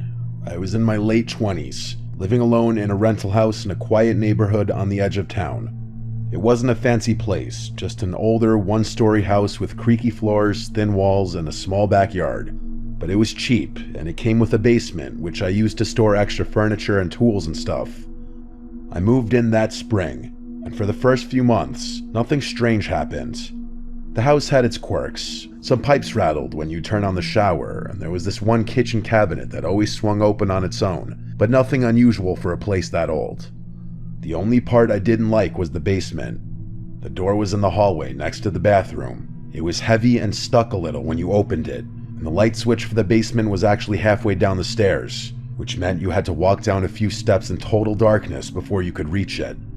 The first time I went down there, I honestly felt weird. Not scared exactly, but uneasy. The single bulb didn't do much to light the corners, and the whole place smelled like old wood. But I didn't have any reason to be down there for long, so I stored my things, shut the door, and didn't think much of it. That changed around late October. I had just gotten home from work. I'm a night shift security guard, so I usually get home around 3 a.m., and I was heading to the bathroom before bed when I heard something. It sounded like a faint knock. 3 soft taps. It came from behind the basement door. I froze in place. At first, I thought maybe I imagined it. Maybe it was the pipes or the house settling. But as I stood there, holding my breath, I heard it again. 3 distinct knocks. I backed up a few steps and stared at the door, and then I waited. There was just silence now. I remember whispering to myself, "It's just the house," even though I didn't really believe it. I didn't open the door. I went to my bedroom, locked the door, and stayed awake for the next 2 hours, listening. Eventually, I fell asleep with the TV on. The next morning, I checked the basement. I opened the door, went down the stairs, and turned on the light. Everything was exactly the way I left it. No signs of anyone having been down there. No footprints in the dust, no broken windows. I convinced myself it had to be the house shifting, or maybe a small animal that got in somehow. I moved on. But a few nights later, it happened again. This time, I was in the bathroom brushing my teeth when I heard the knock. Not 3 taps this time, just 1, but it was loud, and it was close, like someone had used their knuckles hard against the basement door. I opened the bathroom door and looked. The basement door was closed. Nothing moved. The hallway was quiet. I walked over and put my ear against the wood. At first, I heard nothing, but then, very faint, I heard what sounded like breathing. Slow, steady, as if someone was standing on the other side, waiting. I backed away and went to my room, again locking the door. I called my landlord. I told him something strange was going on in the basement, that I thought someone had maybe gotten into the house somehow. He seemed skeptical, but said he'd come by to check it out. When he arrived in the morning, we both went down into the basement together. He looked around, checked the windows, the walls, even the foundation. Nothing was damaged or broken. No signs of a break-in or animals. I didn't say anything. I couldn't explain what I was hearing, and I didn't want to sound crazy. For the next week, things were quiet. I started to think that maybe I was just overtired or imagining things. I was working too much after all. But then, one night around 2 a.m., I was sitting on my couch watching TV when I heard the basement door creak. Not a knock or slam, but a creak, like it was slowly swinging open. I sat up straight and turned off the volume. I could hear it. A slow, grinding creak of the hinges moving. I got up and peeked down the hallway, and the basement door was wide open. I hadn't opened it in over a week. I hadn't even touched it. I grabbed a flashlight and slowly walked toward it. I didn't have a weapon, but I had no choice. I had to know what was going on. I stood at the top of the stairs and shined the light down. The basement was pitch black. The bulb wasn't on. I reached around the corner and flicked the switch. Nothing. It was dead. The bulb must have burned out. That's when I heard footsteps coming up the stairs. They weren't rushing, they were slow, but they were 100% footsteps. I backed away. My hands were shaking. I slammed the door shut and held the handle tight. For a moment, I felt the pressure of something on the other side, like it was leaning against the door. Then it stopped. I locked the door and called the police. I told them someone was in my basement. They showed up about 10 minutes later, and 2 officers cleared the house and went down into the basement. I stood in the front yard, waiting, and after what felt like forever, they came back up. They said they didn't find anyone. No signs of forced entry or anyone hiding. Nothing was even disturbed. One of them even tried to laugh it off, asking if I'd been watching scary movies. I knew what I heard. After they left, I didn't go back inside right away. I just stood there, staring at that house. Finally, I went back in, locked every door and window, and stayed up until the sun came up. That morning, I bought a padlock and installed it on the basement door. I didn't care if it was allowed or not. I needed it. For the next month, the basement stayed quiet. No sounds or knocks or anything. I almost let myself relax. Then one night, I got home from work and noticed the basement door was open. Not just unlocked, the padlock was lying on the floor, broken. The door itself was slightly ajar. I hadn't touched that door in weeks. I stood there staring at it, and for the first time, I realized something. Every time this had happened, every noise and every knock, it had always happened at night when I was alone. I did not go down. I couldn't. I packed a bag, left the house, and stayed at a friend's place for a few days. When I came back, I literally nailed the basement door shut. I even wedged a chair against the door. I didn't care if the landlord got mad. I just couldn't look at that door anymore. A few nights later, around 3 a.m., I was laying in bed when I heard a sound that I still can't explain. It was a voice. It wasn't loud. It wasn't even someone speaking, like the barely audible sound of a rumble of someone's vocal cords. It came from somewhere beneath the floorboards, directly under my bed. That was it. I called the police again. They showed up, did their search, and nothing turned up again. So I packed everything, minus the stuff in the basement, and I left. I didn't even wait for the lease to end. I don't know what was in that basement. I don't want to know. All I can say is that sometimes when I lie awake at night in my new apartment, I think about all this, and I wonder if I'd waited just a little longer, what would have come up those steps?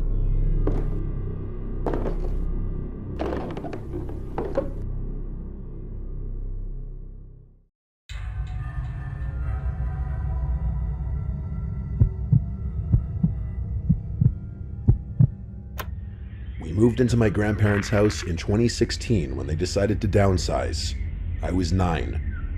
They had built the place in the early 90s, and it sits on 5 acres out on the outskirts of a small southern town. Woods and open fields stretch around it, and a slow, muddy river winds past our southern fence line. On 2 sides, our property touches our only neighbor's land, an odd, crooked patch of acreage with a house that felt like it was sinking into the ground. That house was old. The original farmhouse had been built in the 1920s, and over the years, it had been added onto in all the wrong ways, like someone stapled extra rooms together without a plan. The siding was discolored and soft-looking. Every time you glanced at it, it just looked wet, even on dry days. The yard was a nightmare, overgrown bushes tangled with vines, broken fountains surrounded by weeds, gnomes missing heads, and old trash that looked like it had been there for years. Grocery bags flapped in the tree branches. A rusted lawnmower sat in the middle of the grass like it had died mid-job and was never moved. It was the place that made you want to hold your breath when you walked by. At the time, the house was home to 2 elderly sisters, Violet and Agnes, and 3 kids. Violet was the quieter of the 2, always sitting on the porch in a faded green rocking chair, just watching the trees. Agnes was sharper and more active, but she still moved like her bones hurt. Both women were in their 70s at least. The kids were their grandchildren. The boy, Liam, was my age and in my grade at school. The other 2 were girls named Allison and Kelsey. They were the same age as my younger sister. Liam was weird. I didn't like him, and I didn't want to hang out with him. But we were in the same class, so we got lumped together a lot. He took that as permission to just show up at my house whenever he wanted. No knocking or texting. I'd be playing a game in my room and turn around and he'd just be there. One time, I looked out my window and saw him doing cannonballs in our pool. Another time, he walked straight into the kitchen, opened our fridge, and started eating a slice of leftover pizza with his hands like it was no big deal. When we hung out, he wasn't fun. He was obsessed with anime, like really obsessed, but I didn't watch any, so I had no idea what he was talking about. He'd say weird lines in Japanese and get mad when I didn't laugh. Sometimes he'd get this look in his eyes, like he was imagining something violent. One time he chased me with a pair of sharp garden shears, swinging them around and laughing like it was a game. Another time we were on an old wooden bridge that crosses the creek near the back of our properties, and I swear he tried to push me in. He claimed it was a joke, but the way he smiled after, I knew he meant it. The twins were different, quiet and almost invisible. Their clothes were always dirty, and they had speech impediments that made it hard to understand them. It was obvious nobody at home was helping them. Their voices were garbled, like they were still toddlers, even though they were 7. They flinched easily, and they always looked hungry. Their dad was in and out of jail, so he wasn't around, and that brings us to the mom, Teresa. The first time I saw her, she was trying to hook a hose up to the spigot at the edge of their property, right near our side yard. She was tall, way taller than anyone else in her family, and heavy set, with long, thick, curly black hair and glasses that looked like they belonged in the 80s. She was different, put together in a way that the rest of the family wasn't. Her clothes were clean. Her hair was always styled, too. She smiled at me like she'd been waiting for me to come over. She asked me if I could help her with the faucet, and said it was stuck. I walked over and turned it, and it moved easily. She gasped and clapped her hands, told me I was so strong and how lucky she was I came over. I felt proud. She made me feel like I was something special. Then she said, "Did you know you have a third eye?" I blinked. What? She smiled wider and said we all have one. Not a physical eye, but a spiritual one. She said it lets you see the truth, whatever that meant. Before I could ask anything, she started walking back toward her house and told me to come with her, so I did. The inside of their house hit me like a wave of rot. It smelled like spoiled food, mildew, and something worse I couldn't place. Trash was everywhere. Garbage bags torn open, rotting food on plates, stained furniture, even dirty diapers were stuffed behind the couch. I tried to leave, but Teresa grabbed my wrist and led me upstairs. Her room was nothing like the rest of the house. It was pristine, with pink wallpaper, clean carpet, shelves full of porcelain dolls, and very ornate old furniture. The air smelled like rosewater and old perfume. It was like I stepped into a different building. She gestured for me to sit on a little cushioned stool in the corner, and then walked over to her vanity and opened a drawer. She pulled out a silver tray with a black candle, a crystal, and a thick, leather-bound book.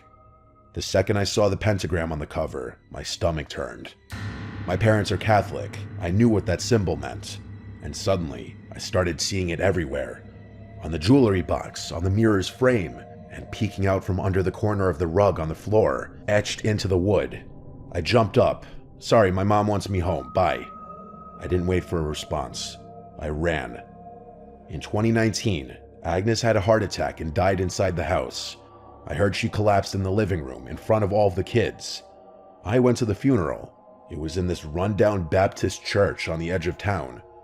The family was stone-faced, like they didn't know how to react, except for one woman who I'd never seen before.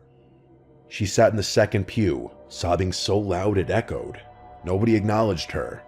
That same year, Liam disappeared. The story was that he tried to kill one of the twins and was sent to a psychiatric facility. I never got the full details, but my parents sat my sister and I down that night and said in no uncertain terms we were never to go near that family again. I remember their faces, grim and serious. That's when it all clicked. All the little things I hadn't understood. The weird stuff, the fear. Eventually, the rest of the family moved away. They left Violet behind, just an old, frail woman living alone in that collapsing house. She passed away in 2020, alone, in that house. Her estate went up for auction. A few months later, one of my old elementary school teachers, Mrs. S., bought it with her husband. They tore down most of the structure, but kept the original 1920 section, the same part where Teresa's room had been. Mrs. S. invited us over to see the renovations.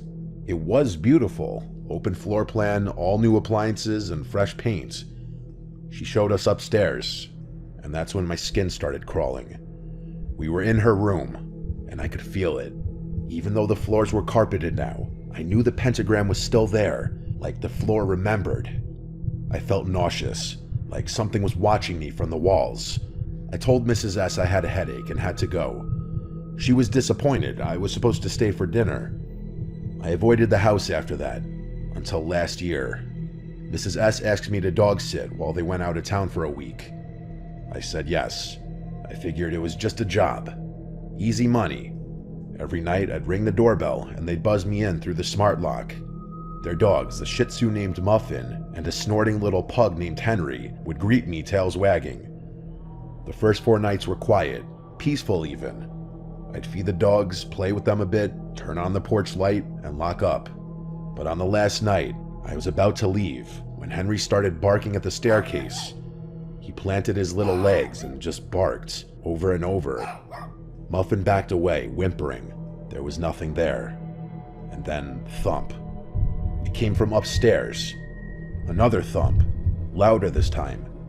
I didn't stay to investigate. I ran to the front door, slammed it behind me, and locked it. The whole walk home, I couldn't shake the feeling something had followed me. Now it's 2025. We hadn't heard a word about the family in over 4 years. That is, until recently. A girl from school told me she saw Teresa at a farmer's market in a nearby town. Apparently, she started some kind of religious group, calls herself a truth seer. They live in a mobile home community far out in the woods. Flyers have started popping up on bulletin boards and telephone poles. I don't trust it. I don't trust her. I think Teresa is truly evil. I mean, she neglected her kids. She left her mother in that house to rot. And I think she brought something into it. Something dark. Something that stayed behind. I still have nightmares of her and Liam. They stand at the foot of my bed, staring at me, not speaking at all. And every time I pass by that house, even now, I get chills.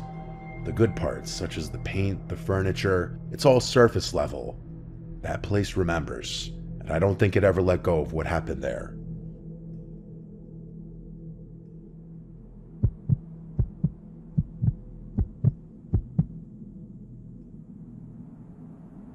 My name is Keegan. I reside in Michigan with my parents. High school was a decent timeline for me, as I had gotten to meet various new people during my time there. Obviously, I also had some people I tended to hang out with outside of school. The only time I really hung out with them was at places like my local community center, where we would work out and play basketball.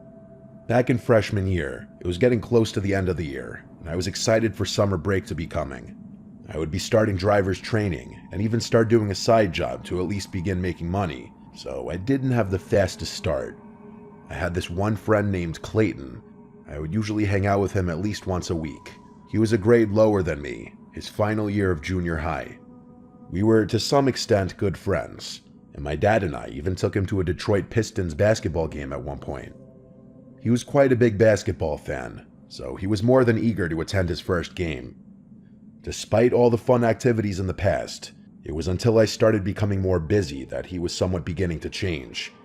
He would usually get a bit sad or angry because I'm not free on a specific day. He was the kind of person to have some pretty intense anger issues when he got pissed off enough. I remember this one day when I told him I wasn't free again, and that I would be home cleaning. It seemed as if he would find the right days where I'm not available to hang out.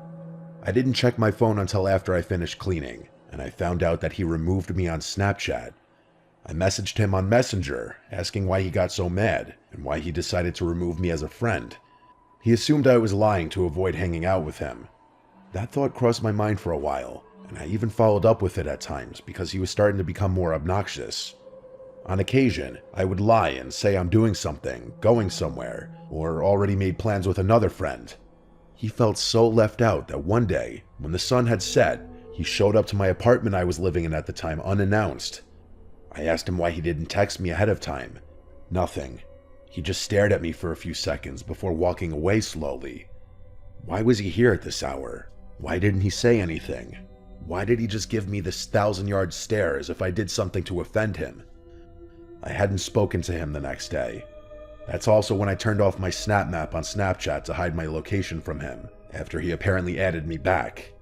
Some time had gone by, about a month, and he's still the same person, angry or sad when I can't pay him a visit. That's when I got a text from my friend, Nick, who I barely saw in person. He knows Clayton and his ex-girlfriend. Nick had told me some gruesome things about him and what he's done, but my heart dropped as I heard from him and Clayton's ex that he held a knife at his ex-girlfriend's throat and sexually assaulted her. I knew that he was a psycho right then and there. I removed him as a friend on all platforms without any hesitation. He texted me on Instagram before I removed him on there too. He blew up my phone with messages asking why I'm removing him. I just told him I needed some time to myself and I would add him back when I'm better, but I used that as an excuse to get away from him. That night, while I was home alone since my parents went to the next town over for dinner with some old friends of theirs, I heard a knock at my apartment door. I looked out of the peephole and no one was there. I opened the door a crack to survey the hallway, but no one. I figured it was someone ding-dong ditching. I figured they wouldn't come back. But when I randomly looked out my bedroom window, the light was burned out by the sidewalk. I noticed a small flash in the corner of my eye, and I thought it was from inside someone's car, but I felt my stomach drop when I saw a tall figure standing in front of my window. It was him. I opened my window and told him to go away and that I don't want him here. He told me to let him in so he could tell me something. I firmly said no and told him I want him gone, but when he began to move around a bit, I noticed something was in his hand. I couldn't exactly make out what he was holding until he held it up, and when I tell you I was frightened, I felt as if I was going to pass out. Because I shit you not, Clayton was holding a knife in his hand. I told him I was calling the police, but he had already taken off by the time the police had gotten there. I gave the best description of him that I could describe to the cops. I haven't heard a word about or from him since that horrific night. I honestly wouldn't be so surprised if you were trying to kill me while I was home alone. I believe he had murderous intentions. I assumed he probably ended up in juvie after what happened. Not only was I horrified from that experience, but it may have been one of the most traumatic moments of my life. Having your parents gone along with it makes it feel undeniably more unsettling. I'm glad I disconnected all contact from him when I did, because I think if I continued to remain friends with him, I probably could have ended up as one of his endless punching bags, or even worse, dead.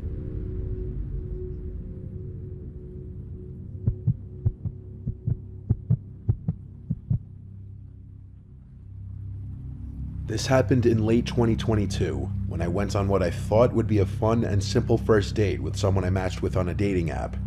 Her name was Emily, and we had been texting for about 2 weeks before deciding to meet up. We both shared a love for horror movies, and when Smile came out, we agreed that seeing it together would be the perfect first date. We picked a weekday night, Thursday. It was a late showing, 10:15 p.m., and at a small, older theater just outside of town. I offered to drive and picked her up around 9:30. She seemed normal, friendly, maybe a little shy. She was quiet for most of the drive, but opened up once we started talking about horror movies we liked growing up.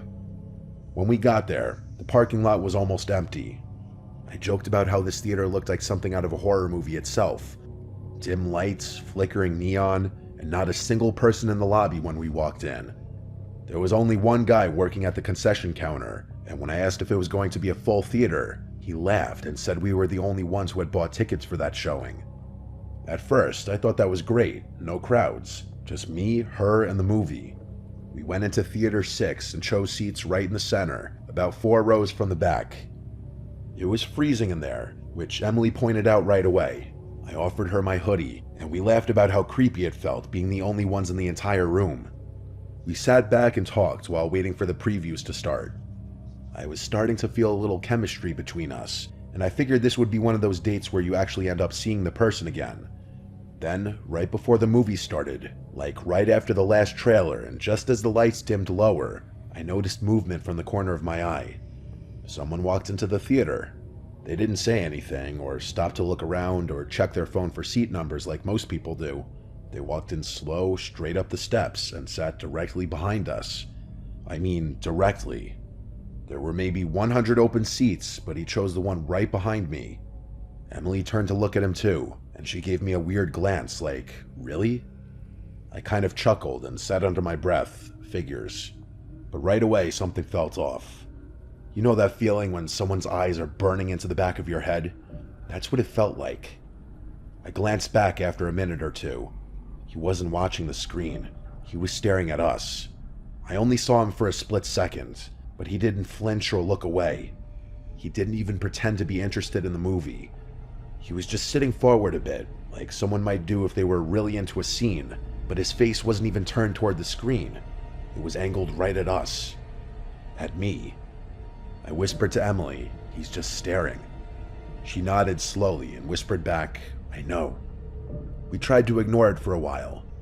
The movie started, and I really did try to get into it, but every few minutes, I'd feel it again. The presence behind us. Not just someone being annoying, this was different. There was an intensity to it, like he was waiting for something. After about 20 minutes, I leaned forward in my seat and turned my head a little so I could glance back more casually. Same thing. He was still staring. He was middle-aged, maybe late 40s. He was clean-shaven, kind of pale, wearing a dark gray hoodie. Something about him just looked empty, like he wasn't even there mentally. His eyes didn't look glazed over like someone who was zoning out. From what I saw, he never blinked. I turned back around and whispered to Emily, "This guy is really creeping me out." She looked genuinely scared now. "Do you want to move?" We considered it, but where would we go? It would still be in the same room, and we were already in the best seats. Moving might make it awkward or even provoke him. A few minutes later, I felt something. The guy breathed on me, not loud or exaggerated. It was soft, but unmistakable. A deep, slow exhale right behind my seat. I spun around, and he was leaning forward over the back of my seat, his face closer than it should have been. I stared at him and said, "Dude, can you not?" He didn't respond. He just slowly leaned back in his seat. That was it.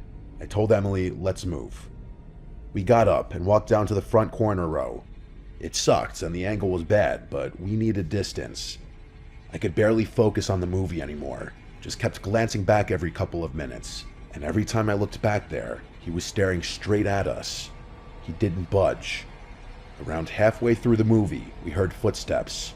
He was coming down the steps. Emily grabbed my arm and we both held still. The footsteps stopped a few rows above us. We didn't turn around. I don't know how long he stood there. I didn't dare look. Then, finally, he walked back up to the top row. I whispered, "We need to leave." She nodded. We grabbed our stuff and slipped out quietly. As we exited the theater and went down the hallway toward the lobby, I glanced back through the glass window in the theater door. He was standing in the aisle now. He wasn't watching the screen. He was just standing there, still staring at us. We went straight to the front and told the concession guy that someone was acting really weird in Theater 6. His smile faded instantly, and he said, "Again?" "What do you mean, again?" I said. And he hesitated, then said, "He's been coming in randomly for like a month. Always late shows and never buys anything. You guys aren't the first ones to complain about him." I responded, "Why hasn't anyone kicked him out?" He looked uncomfortable. He said, "He doesn't technically do anything illegal. Management says unless he touches someone or breaks a rule, we can't really do much." Emily was almost in tears. She asked if someone could walk us to our car. He agreed, and one of the janitors walked us out. The guy didn't follow us that night, at least not that we saw, but the whole ride back, I couldn't shake this fear that he might have written down my license plate, that he might have followed us at a distance, watched us leave, and found out where Emily lived when I dropped her off. For weeks afterward, I was paranoid. My cop friend also told me it was a load of horseshit that they couldn't do anything about him. The theater as a business would reserve every right to kick somebody out. I avoided that side of town for a while. Emily and I talked a few times after that, but never ended up seeing each other again, unfortunately. I think we were both too shaken from what happened. I have not been back to that theater since, though I don't see any reviews on the website about the guy. I wonder just how many people have actually had the same experience.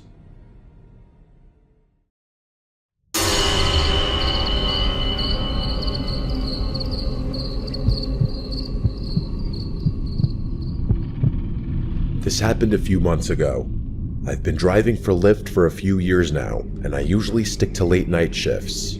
The roads are quieter and the tips are better, but there is a trade-off. Every once in a while, you get a story that sticks with you, and not in a good way. I'd always thought of myself as careful. I've dealt with my fair share of odd passengers, but nothing, and I mean nothing, even came close to being as strange as what I'm about to tell you. I didn't have a dash cam at the time, and that night was the main reason I installed one. It started off normal enough, just me and the odd sounds my car would occasionally make. I've got this beat up 2005 Volvo, but it's reliable as hell. The streets were quite literally deserted, which like I said earlier, I preferred. Sometime after 2 p.m., I got a request from a convenience store nearby.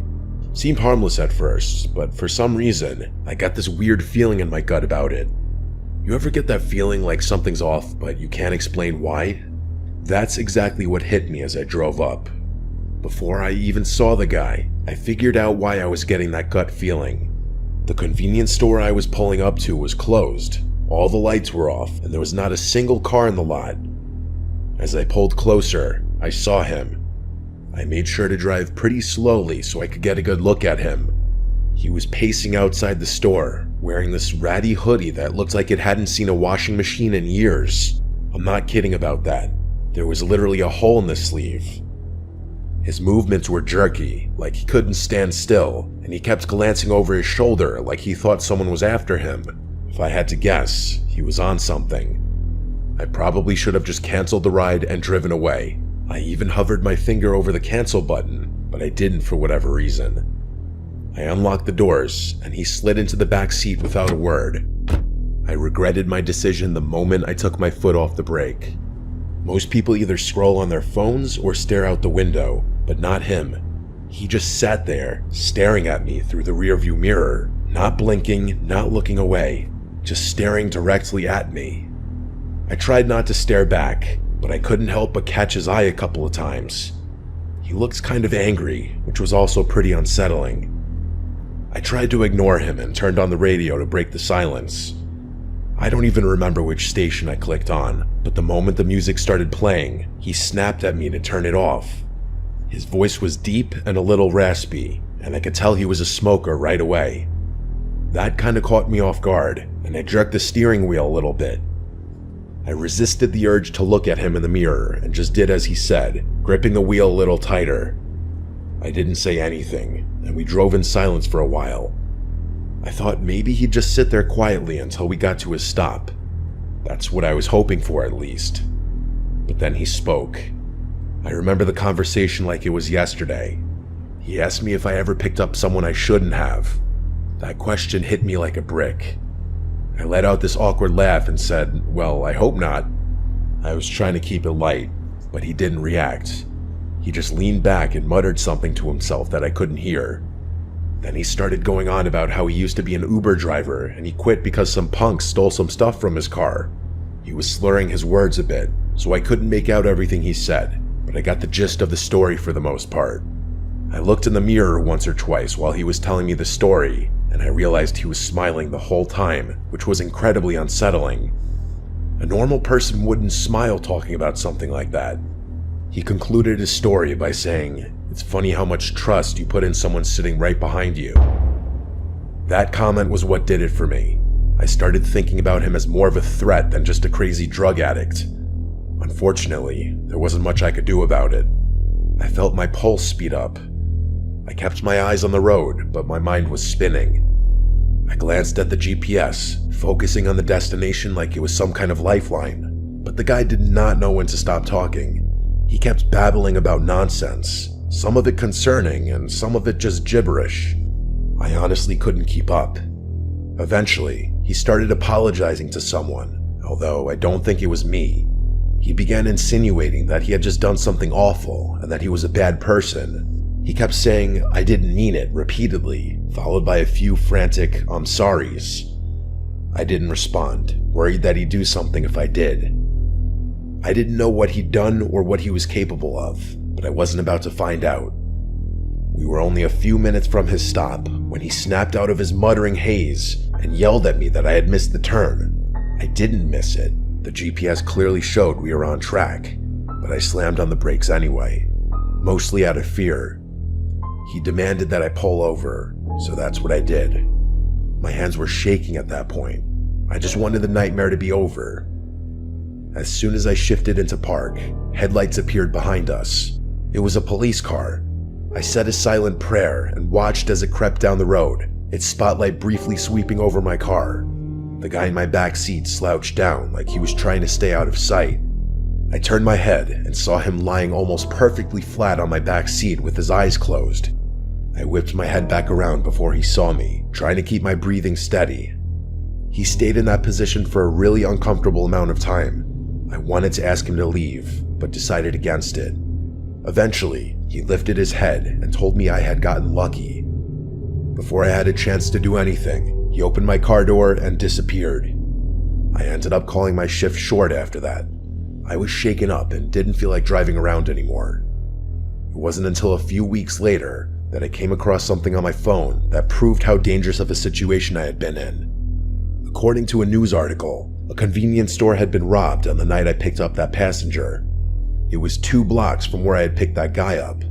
It makes me sick knowing I was inches away from a dangerous criminal who could have harmed me if he had chosen to. I'm a little scared to contact the police about this. I try to avoid law enforcement for various personal reasons I won't get into. I'm not really sure if my report would even help. Either way, I'm much more cautious about who I let in my car.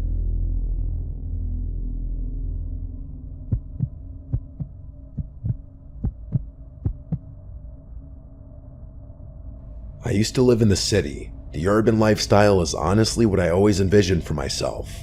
I'm not going to get into it, but after an extremely traumatic experience, I couldn't bear even the smallest noises. I began to hate noise in general. My psychiatrist told me I had developed a rare case of phonophobia, so that pins and needles feeling you get when your foot falls asleep. It's kind of like that, but in my chest, always there, like my body was bracing for something that wasn't coming. Every car horn or slamming door felt like a jolt straight to my nerves. I couldn't keep living like that. About 3 years ago, I found a cabin buried deep in the Pacific Northwest.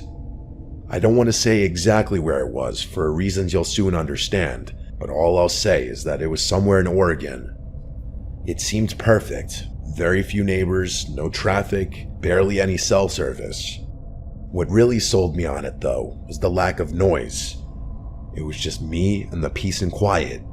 For the first time in months, I thought I might actually feel safe. The cabin itself was small but cozy. To be fair, it was exactly what the listing had promised. You could tell it had been built to last, with thick wooden beams and a sturdy stone fireplace. It smelled like pine and old books when I first walked in.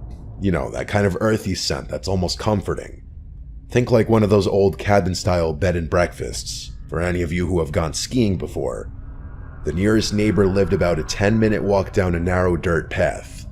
I didn't meet her right away, though. For the first few days, I just soaked in the silence.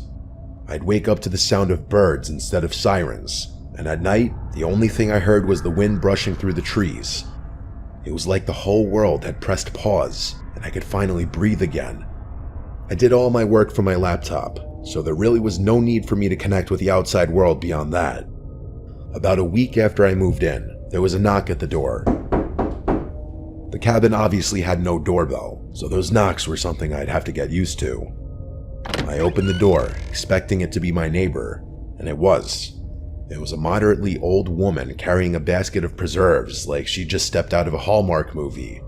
She introduced herself as Michelle and told me she lived about 10 minutes down the trail, which didn't sound far at all until you factored in how dense the woods were. I mean, you could get turned around in there just looking for firewood. She was in her late 60s with oddly long gray hair and these piercing blue eyes that made you feel like she could see right through you. She wasn't rude exactly, more like blunt.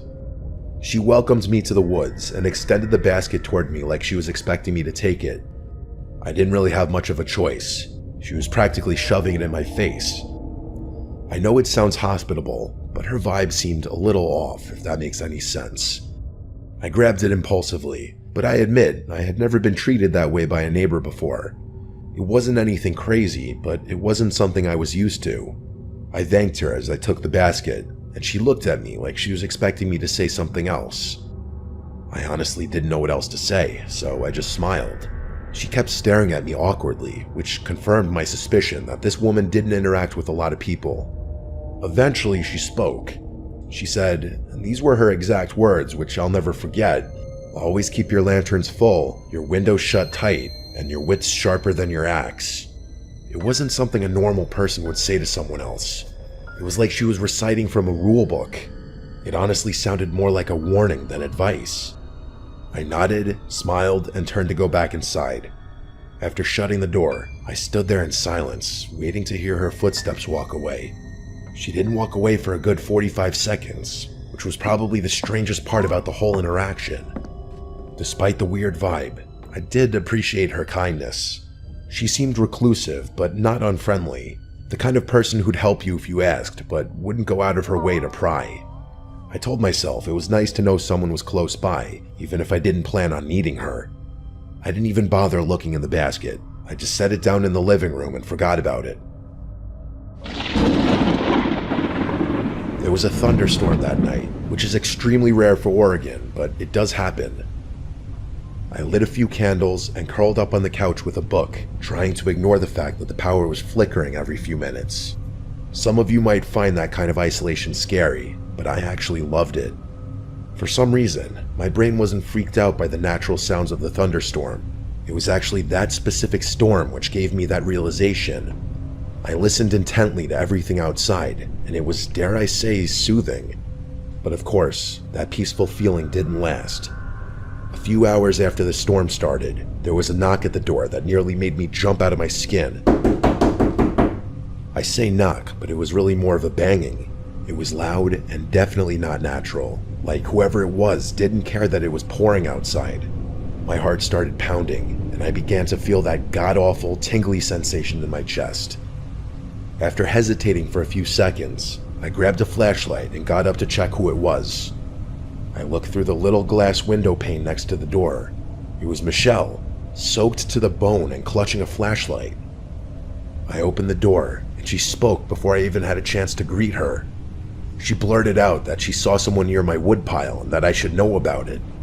I was beyond confused, but her words were incredibly concerning, and that took precedence. I stepped out onto the porch, shining my flashlight into the rain, but I couldn't see anything but trees. I asked her if she was sure, and she nodded. Her eyes kept darting to the woods like she was expecting someone to emerge from it any second. The whole thing was pretty freaky. I kept looking around, but there wasn't much I could make out between the darkness and the chaos of the storm. Before I could say anything else, she told me to be careful and began walking away without waiting for a response. I watched her head back down the path toward her cabin, clearly unfazed by the pouring rain. I stood there until the glow of the flashlight disappeared out of sight, and then I went back inside. The literal second I shut the door, I realized her story was riddled with holes. How could she have seen someone near my woodpile if her house was 10 minutes away? She must have been on my property to begin with. Why the hell would she be snooping around my cabin during a thunderstorm?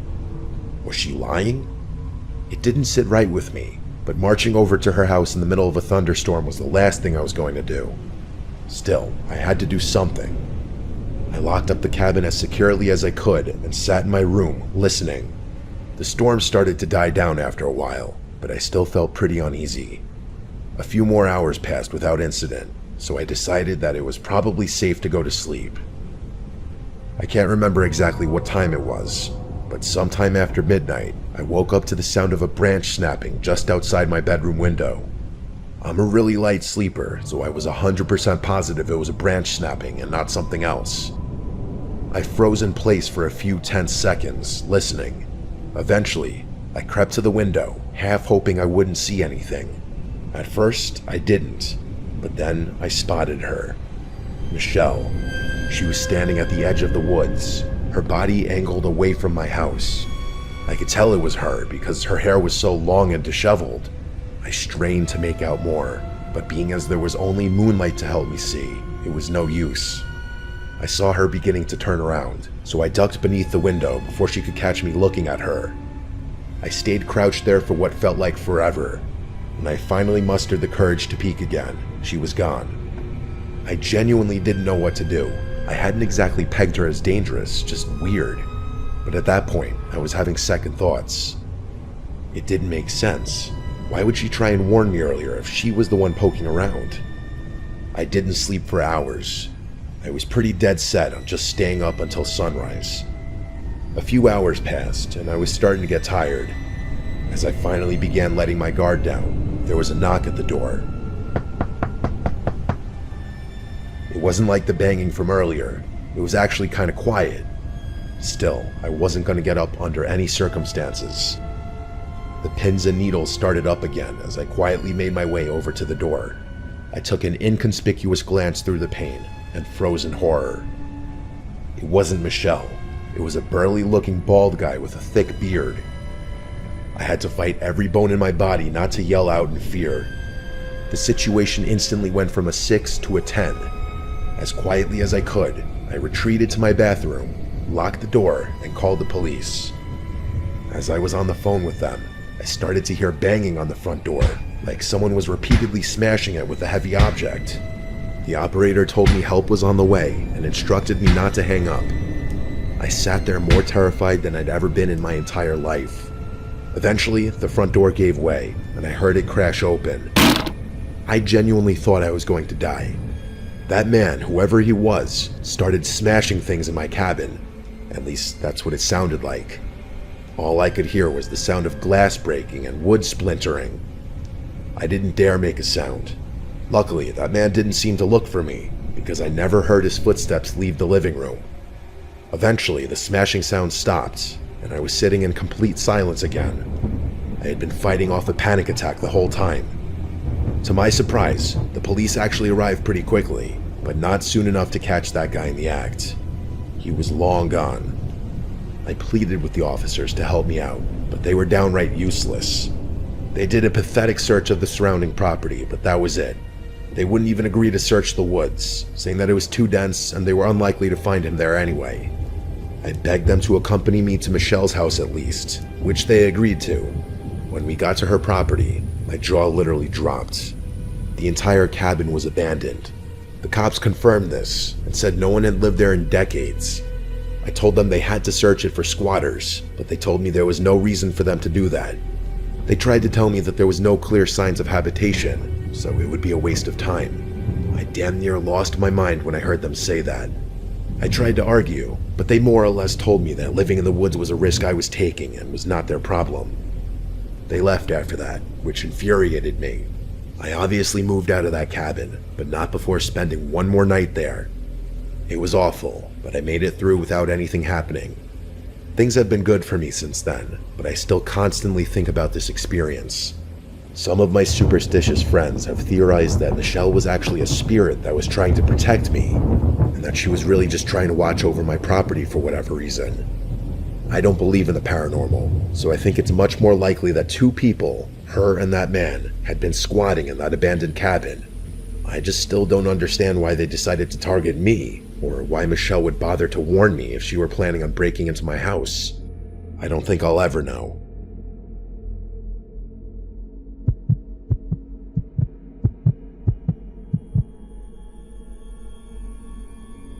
My name is Luke.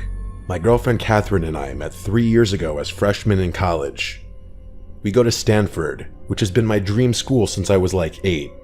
Neither of us are from California. Pretty far from it, actually. We're both from Ohio. Her from Cincinnati, and me just outside Columbus. I think that's a big reason we were so attracted to each other. I think people from similar areas are naturally drawn to each other for whatever reason. Stanford's not a huge school, but most of the student body is originally from California, so us being from the Midwest definitely differentiates us. One of the traditions we've created is how we split Christmas between our families. Catherine's popular amongst my relatives, so her presence is always appreciated and welcomed, damn near expected at this point. Since her house is just a 2-hour drive from mine, we decided early on to spend Christmas Eve with my family, who celebrates Christmas Eve night, and then drive through the night to her house for Christmas Day. Until I met her, I didn't realize that most families celebrate Christmas the day of, not the night before. Oddly enough, my favorite part of the holiday isn't Christmas Eve or Christmas Day though. It's that late night drive. It's become its own little tradition, something we both look forward to every year. The first time we did it still remains one of my favorite memories with her. Because of where I live, the quickest route from my house to hers doesn't take us on a major highway. Most of the route is quiet back roads, just fields, trees, and the occasional distant farmhouse. It's always really late at night when we do it, so in combination with the secluded route, we rarely encounter any other cars. It feels like the world is asleep, and we have it all to ourselves. Don't laugh, but we always blast Juice WRLD during the drive. His music has been a shared obsession since we met. I know his music is a little cringy, but something about singing the lyrics together is really special. It's like we're in sync. This past Christmas Eve started like any other. After a wholesome night with my entire extended family, we packed up my car around midnight and hit the road. The snow was falling lightly, and the roads were deserted as expected. With the music and heat cranked up, everything felt perfect. That all changed in an instant, though. What I'm about to describe to you is still one of the most unsettling things I've ever experienced. Probably the most unsettling thing. I was driving along when the music was interrupted by my phone ringing. I glanced down, a little irritated that I'd be getting a call this late. It was an unknown number. I ignored it without thinking. Probably a scam call. Those things are constant these days. Catherine made a joke about how committed those call center guys must be making calls on Christmas. I laughed in agreement, and that was that. But then, a few minutes later, my phone rang a second time. I again looked down and saw that it was another unknown number, probably the same one as before. I sighed, irritated, but let it go to voicemail. Catherine glanced at me and raised her eyebrow, but didn't say anything. I tilted my phone towards her to show her that it was an unknown number, and she said, "That's so weird," with a confused look. I didn't respond, instead just shrugged my shoulders. The music eventually resumed, and I tried to take my mind off the phone calls.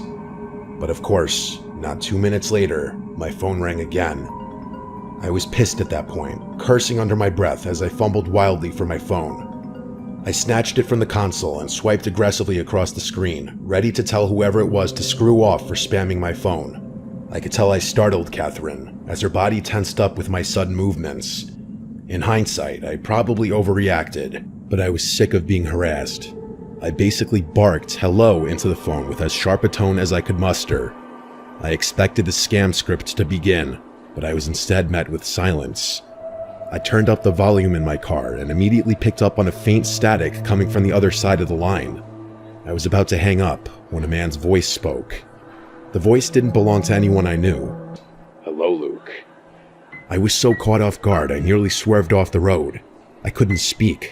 I felt my whole body starting to itch, which always happens to me when I'm nervous. Before I could respond, the man continued. He started reciting personal information. My full name, my address, details about my life that no stranger should know, details that no stranger could know. My mind was racing, trying to make sense of it. I wanted to pull over on the side of the road, but I kept driving like I was in some kind of trance. I considered shouting at him, but decided that anger wasn't the best resource in a situation like this. After he paused for a few tense moments, I finally spoke. I asked him what he wanted in a steady voice, trying to hide the fear I was feeling. The voice paused before delivering the words that made my blood run cold. He said that he wasn't here for me, that he was here for Catherine. Hearing my girlfriend's name was about 100 times more terrifying than hearing my own, and the horrified expression on her face told me that she was just as shocked as I was. I blurted out that I didn't know a Catherine, that he must have the wrong number. The man chuckled before saying, "She's sitting right next to you." That was too much for me. I pulled over on the side of the road. I had no choice. My hands were literally shaking in fear. I was about to say something when Catherine reached into my lap in one fluid movement and hung up the phone. Just like that, I literally screamed in her face, demanding to know why she hung up on a stranger that was making personal threats towards us. She didn't answer, just looked at me with wide, fearful eyes. I desperately tried to call the number back, once, twice, 3 times, but it never went through. Catherine told me to keep driving, which I ultimately did, but not before questioning her. She told me she was scared, and that I couldn't blame her for hanging up, which I guess was fair. I drove off in silence, but I still couldn't understand why she'd hang up the phone. I don't know whether I was more furious or afraid. Part of me was expecting that number to call back, but after about 10 minutes, I felt like it was increasingly unlikely. At one point, I looked over at Catherine and saw tears in her eyes. She told me she didn't feel safe, which I empathized with. Something in the pit of my stomach gnawed at me, though. Catherine and I had been through enough in our relationship to know that trust didn't always come easily. There had been little things, white lies, half-truths, moments where I caught her being less than honest. I knew I was being paranoid, though. How could she possibly have done anything to do with this? The rest of the drive was silent. I didn't play the music again, and neither of us spoke. My mind was still spinning with a million unanswered questions. Who the hell was that guy? How did he know so much about me? Only my family knew where we were driving that night, and they'd never pull a stunt like this. I was 100% sure of it. I couldn't think of another explanation, though. Even when we finally pulled into Catherine's driveway, I didn't feel much better. It's been almost a month since this happened, and I have yet to get my answers. Neither of our family members were responsible. We asked all of them. Catherine swears she's just as clueless as I am, which leads me to believe the person on the other end of the phone call had sinister intentions. You might think I'm overreacting to a harmless prank, but I'm telling you, other than our family members, there are no people on Earth who knew Catherine and I would be driving that night. I've been really tense ever since. I can't help but brace myself every time my phone rings. I know he's going to call me again eventually. It's just a matter of time.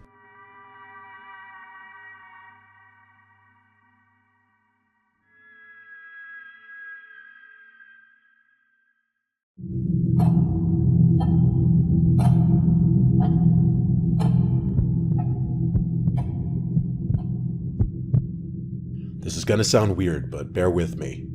When I was in high school, there was a kid who told everyone he was a demon. I don't feel comfortable even writing his name for reasons you'll soon understand. I'm just going to call him Patrick, even though his name sounds like something out of a Shakespeare play. He was extremely socially awkward and walked around with a super empty stare that made even teachers uncomfortable. He wore the same blank gray hoodie literally every single day. I'm not exaggerating. I'm pretty sure he never washed the thing since he always smelled terrible too. He was decently short and pretty average looking, although you wouldn't be able to tell since he always had his hood up. He never took his sunglasses off, even inside. Teachers eventually stopped asking him to because he would never listen anyway. Now comes the weird stuff. He didn't have any friends, but had this weird tendency to adopt people. What I mean by that is, if he liked you, which he could decide randomly one day, he would walk up to you and say, "You're adopted," meaning you were part of his circle or whatever. Apparently this would make you safe from him or something. That's at least what he'd say about it. He didn't really like that many people though, so few people were ever really adopted. I was one of those few. Looking back, it was probably because he had a crush on me. None of us believed his demon spiel, and everyone just assumed he was a troubled kid, which he definitely was. Oh yeah, I should probably mention that this all takes place in Wayne, Pennsylvania, which is where I grew up. Another girl I used to be friends with, Gabby, had also been adopted by him. Patrick's crush on her was a little more obvious, and all my friends knew it. One day, my friends and I were chilling on the dugouts behind our high school, killing time and doing God knows what. It was me, Gabby, Laura, and Luke. I can't exactly remember how it happened, but the topic of conversation floated over to Patrick's crush on Gabby. We were all laughing about it, and Gabby was pretty obviously embarrassed. I can't remember what it was, but there was a nickname we'd substitute for Patrick's name, because his real name was too clunky. This time though, I distinctly remember Laura using Patrick's real name. The third time she said it, I swear in my life that Patrick appeared out of nowhere and jumped on top of the dugout with a baseball bat in his hand. It wasn't scary in a typical sense, but it was one of the most unsettling things I'd ever seen up until that point. We quickly stopped talking, nervous that he might have overheard us talking about him. He didn't say anything though, and just stared at us. I gave him a little wave, and he nodded in acknowledgement at me before jumping back down to the ground and swiftly walking away. After we were sure he was gone, the four of us burst into laughter, finding humor in how weird the whole encounter was. On the inside though, I was still a little disturbed. The next incident I can remember was significantly more creepy and impossible to laugh about. I was literally in Laura's house, and the two of us were hanging out in her room. Her parents were home. I'm not sure what exactly we were talking about, but again, Patrick's name was said 3 times between the two of us.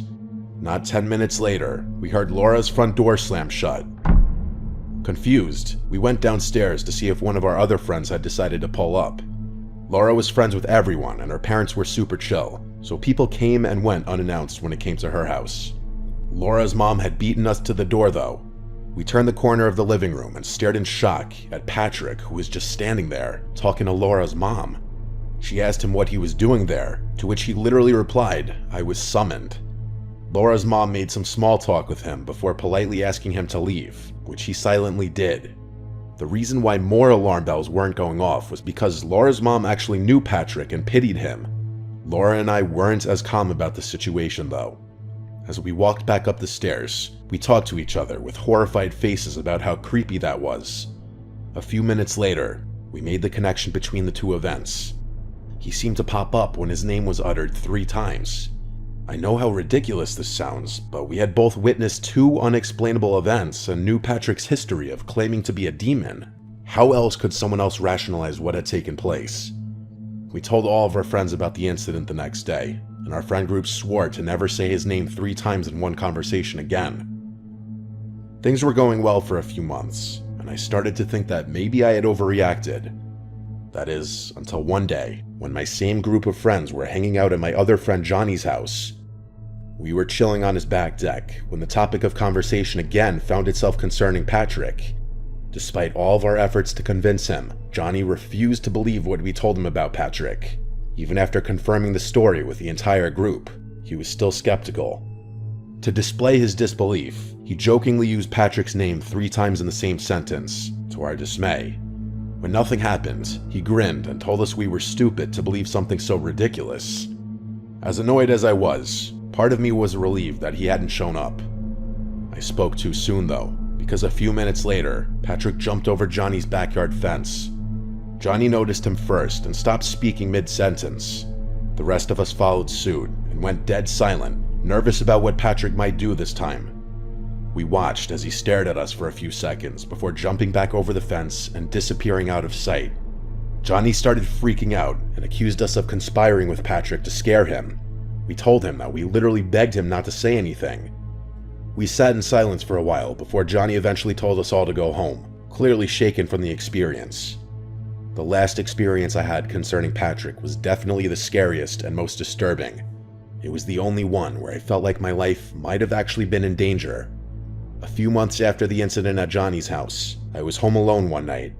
My parents rarely left the house back then, so this was a rare occurrence. I decided to take advantage of the situation and invited a boy over whom I'd been talking to. He was kind of a tool, but so were most of the guys I was talking to at that age. We were hanging out in my room, and it was lightly raining outside. After a while, he mentioned something about Patrick, which made me visibly cringe. He got confused, so I explained the situation to him. He burst out laughing and told me he was going to say Patrick's name to scare me. I begged him not to, but he did it anyway. Only this time, he didn't just say it. He literally screamed Patrick's name 3 times at the top of his lungs. There was no delay this time. The moment he finished yelling, I could hear the rain instantly pick up outside. A few seconds later, there was a flash of lightning. I started to freak out. The guy I was with actually seemed sorry and told me it was probably just an extremely unlikely coincidence. I cursed him out and ran to my window to look at the storm. I glanced down to look at my driveway and screamed when I saw a silhouette of a person looking up at my window. It was too dark and stormy to know for sure, but I was 99% certain that it was Patrick. I shut the blinds and rushed downstairs to make sure all the doors were locked. After locking the back door, I saw that person again. Only this time, he was standing motionlessly in my front yard. I felt a panic attack coming on, and I knew Patrick was going to find a way inside my house. I started screaming, "But I'm adopted," over and over again, hoping that would do something. I know there was no way he'd have been able to hear me, but my brain was all over the place at that point. The guy I was with ran down the stairs a few seconds later and picked me up off the kitchen floor in an attempt to comfort me. I looked out the window again, and he was gone. The storm was still coming down like crazy though, but it's not like I was going to search the property anyway. The next morning, after that guy had left, I went out to inspect my yard. To my horror, I found something sinister in the far corner of my backyard. It was Patrick's hoodie, and wrapped inside of it were a couple random belongings of mine that I assumed I lost. My parents were gone another day, and I was too scared to call the police. I figured I'd show my parents what I had found after school the next day, and they'd take it from there. I never had to, though. The next day, Patrick didn't show up to school. He didn't show up the day after that either. None of us ever saw him again, and no one knew what happened to him. My parents still live in the same house, which is something I think about a lot. I know this isn't your typical scary story, but I'm not sure where else to vent about this. A few people from school told me they caught Patrick hiding and eavesdropping on their conversations, which could explain how he was able to show up out of nowhere. As I've grown older and thought back on the whole thing, I think what makes the most sense is Patrick was just a mentally ill stalker who followed me and possibly other girls around, hence why he was always able to appear when his name was brought up. It skeeves me out just imagining him following me around all over the place, listening to me. I don't even want to wonder where he is today.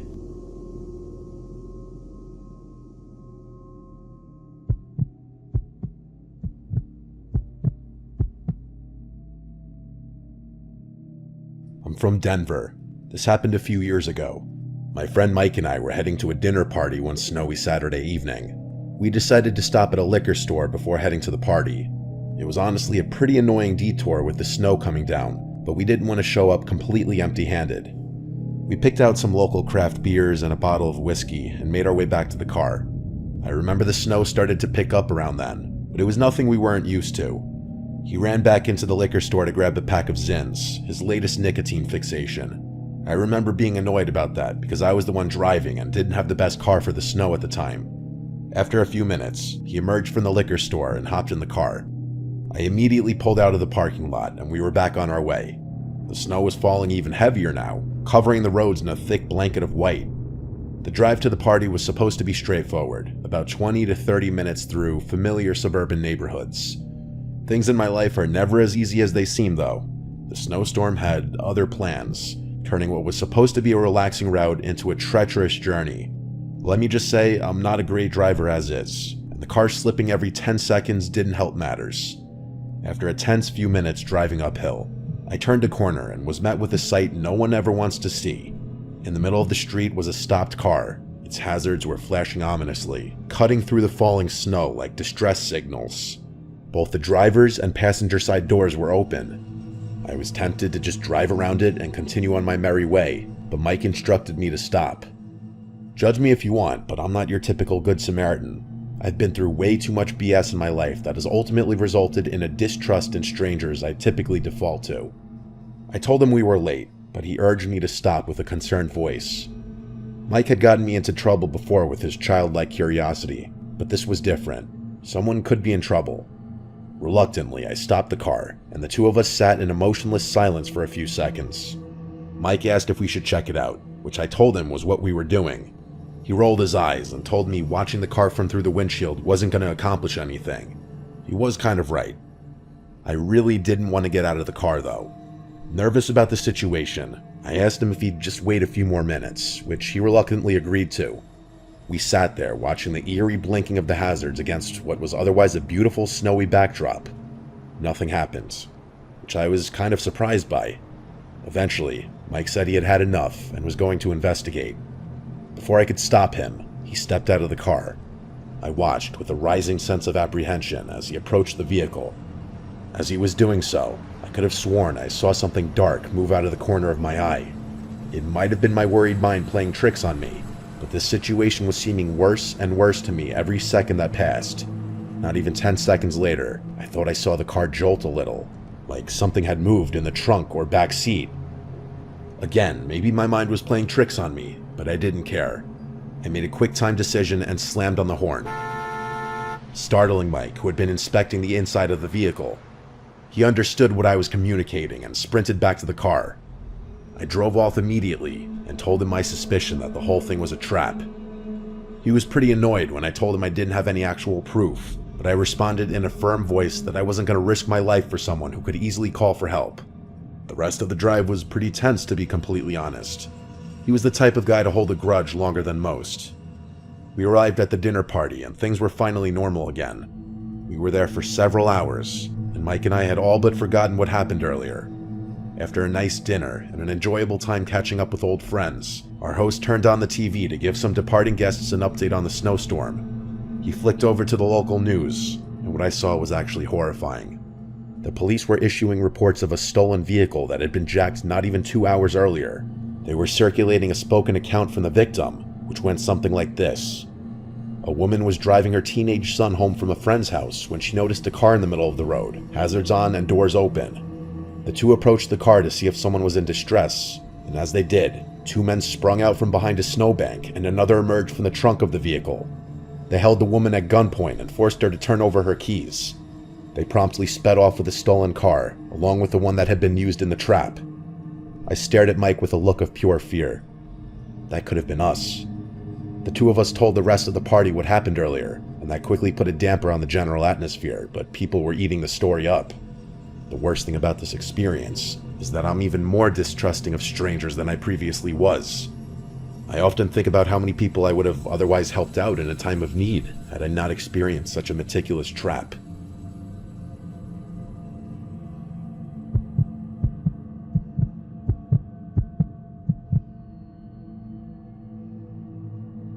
The series of events I'm about to recount happened over 30 years ago, during my early childhood. Forgive me if some details are shaky, but I'll try to remember as much as possible. I was around 10 years old. My extended family was massive. At that age, it was hard for me to remember the faces of all my relatives, let alone their names.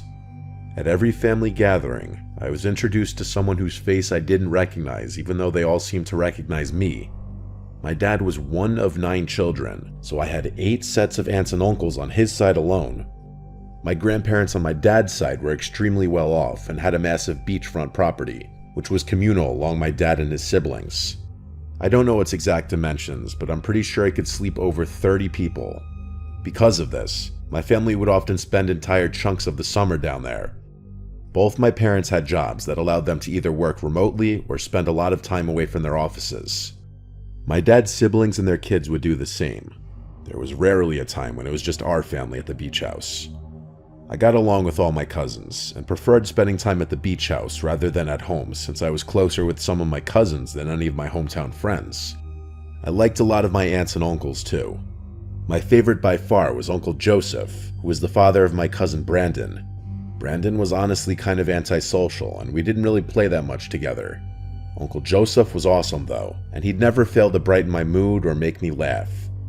In addition to being great with kids, he was a licensed therapist and psychiatrist, and was often who I'd turn to in times of need.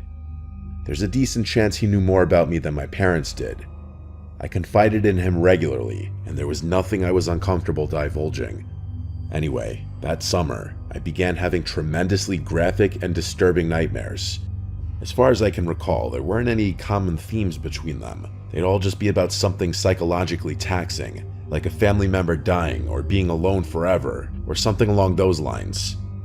I wish I could provide more details, but I've long since purged my mind of those horrors.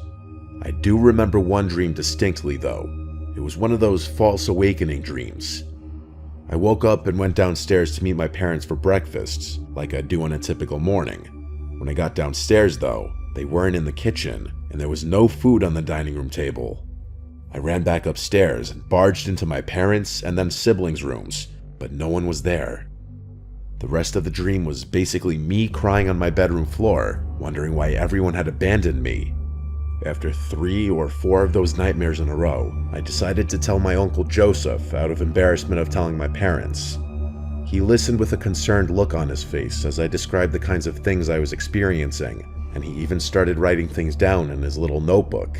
He instructed me to do some meaningful internal self-reflection as something was clawing at my subconscious. What kind of self-reflection was I supposed to do though? I was 10 years old. He told me he'd mull things over and that I should come back to him if the problem persisted. Of course, it did. A few days and nightmares later, I gave Uncle Joseph an update. He told me he'd been thinking about the situation and that he had figured out what was going on in my brain. He said that even though I didn't think it, I was deeply frustrated with my parents and was harboring some unresolved resentment towards them. I was more confused than I've ever been.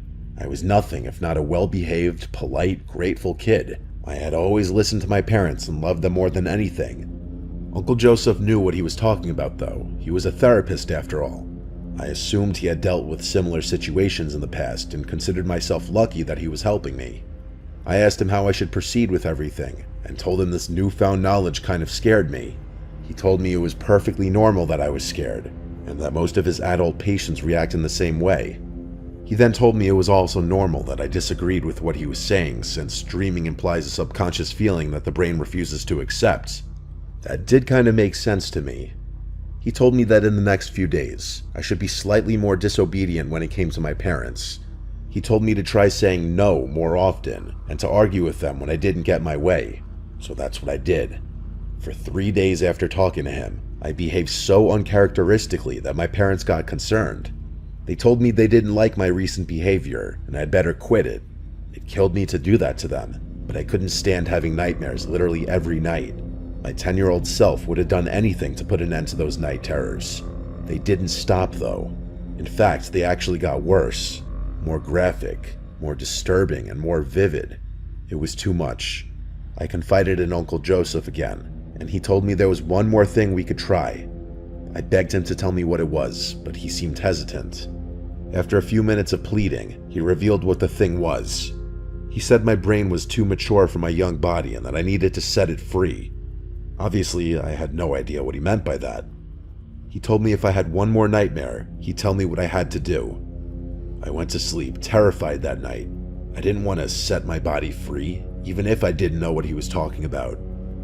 That night, I actually woke up before having a nightmare. In the several days that this had been going on, I had never woken up before having a nightmare. This was new. For some reason, though, I was scared to move or even breathe loudly. It wasn't sleep paralysis, but I was scared out of my mind. I stared at the wall in that same position for a full minute, not quite sure what I was doing.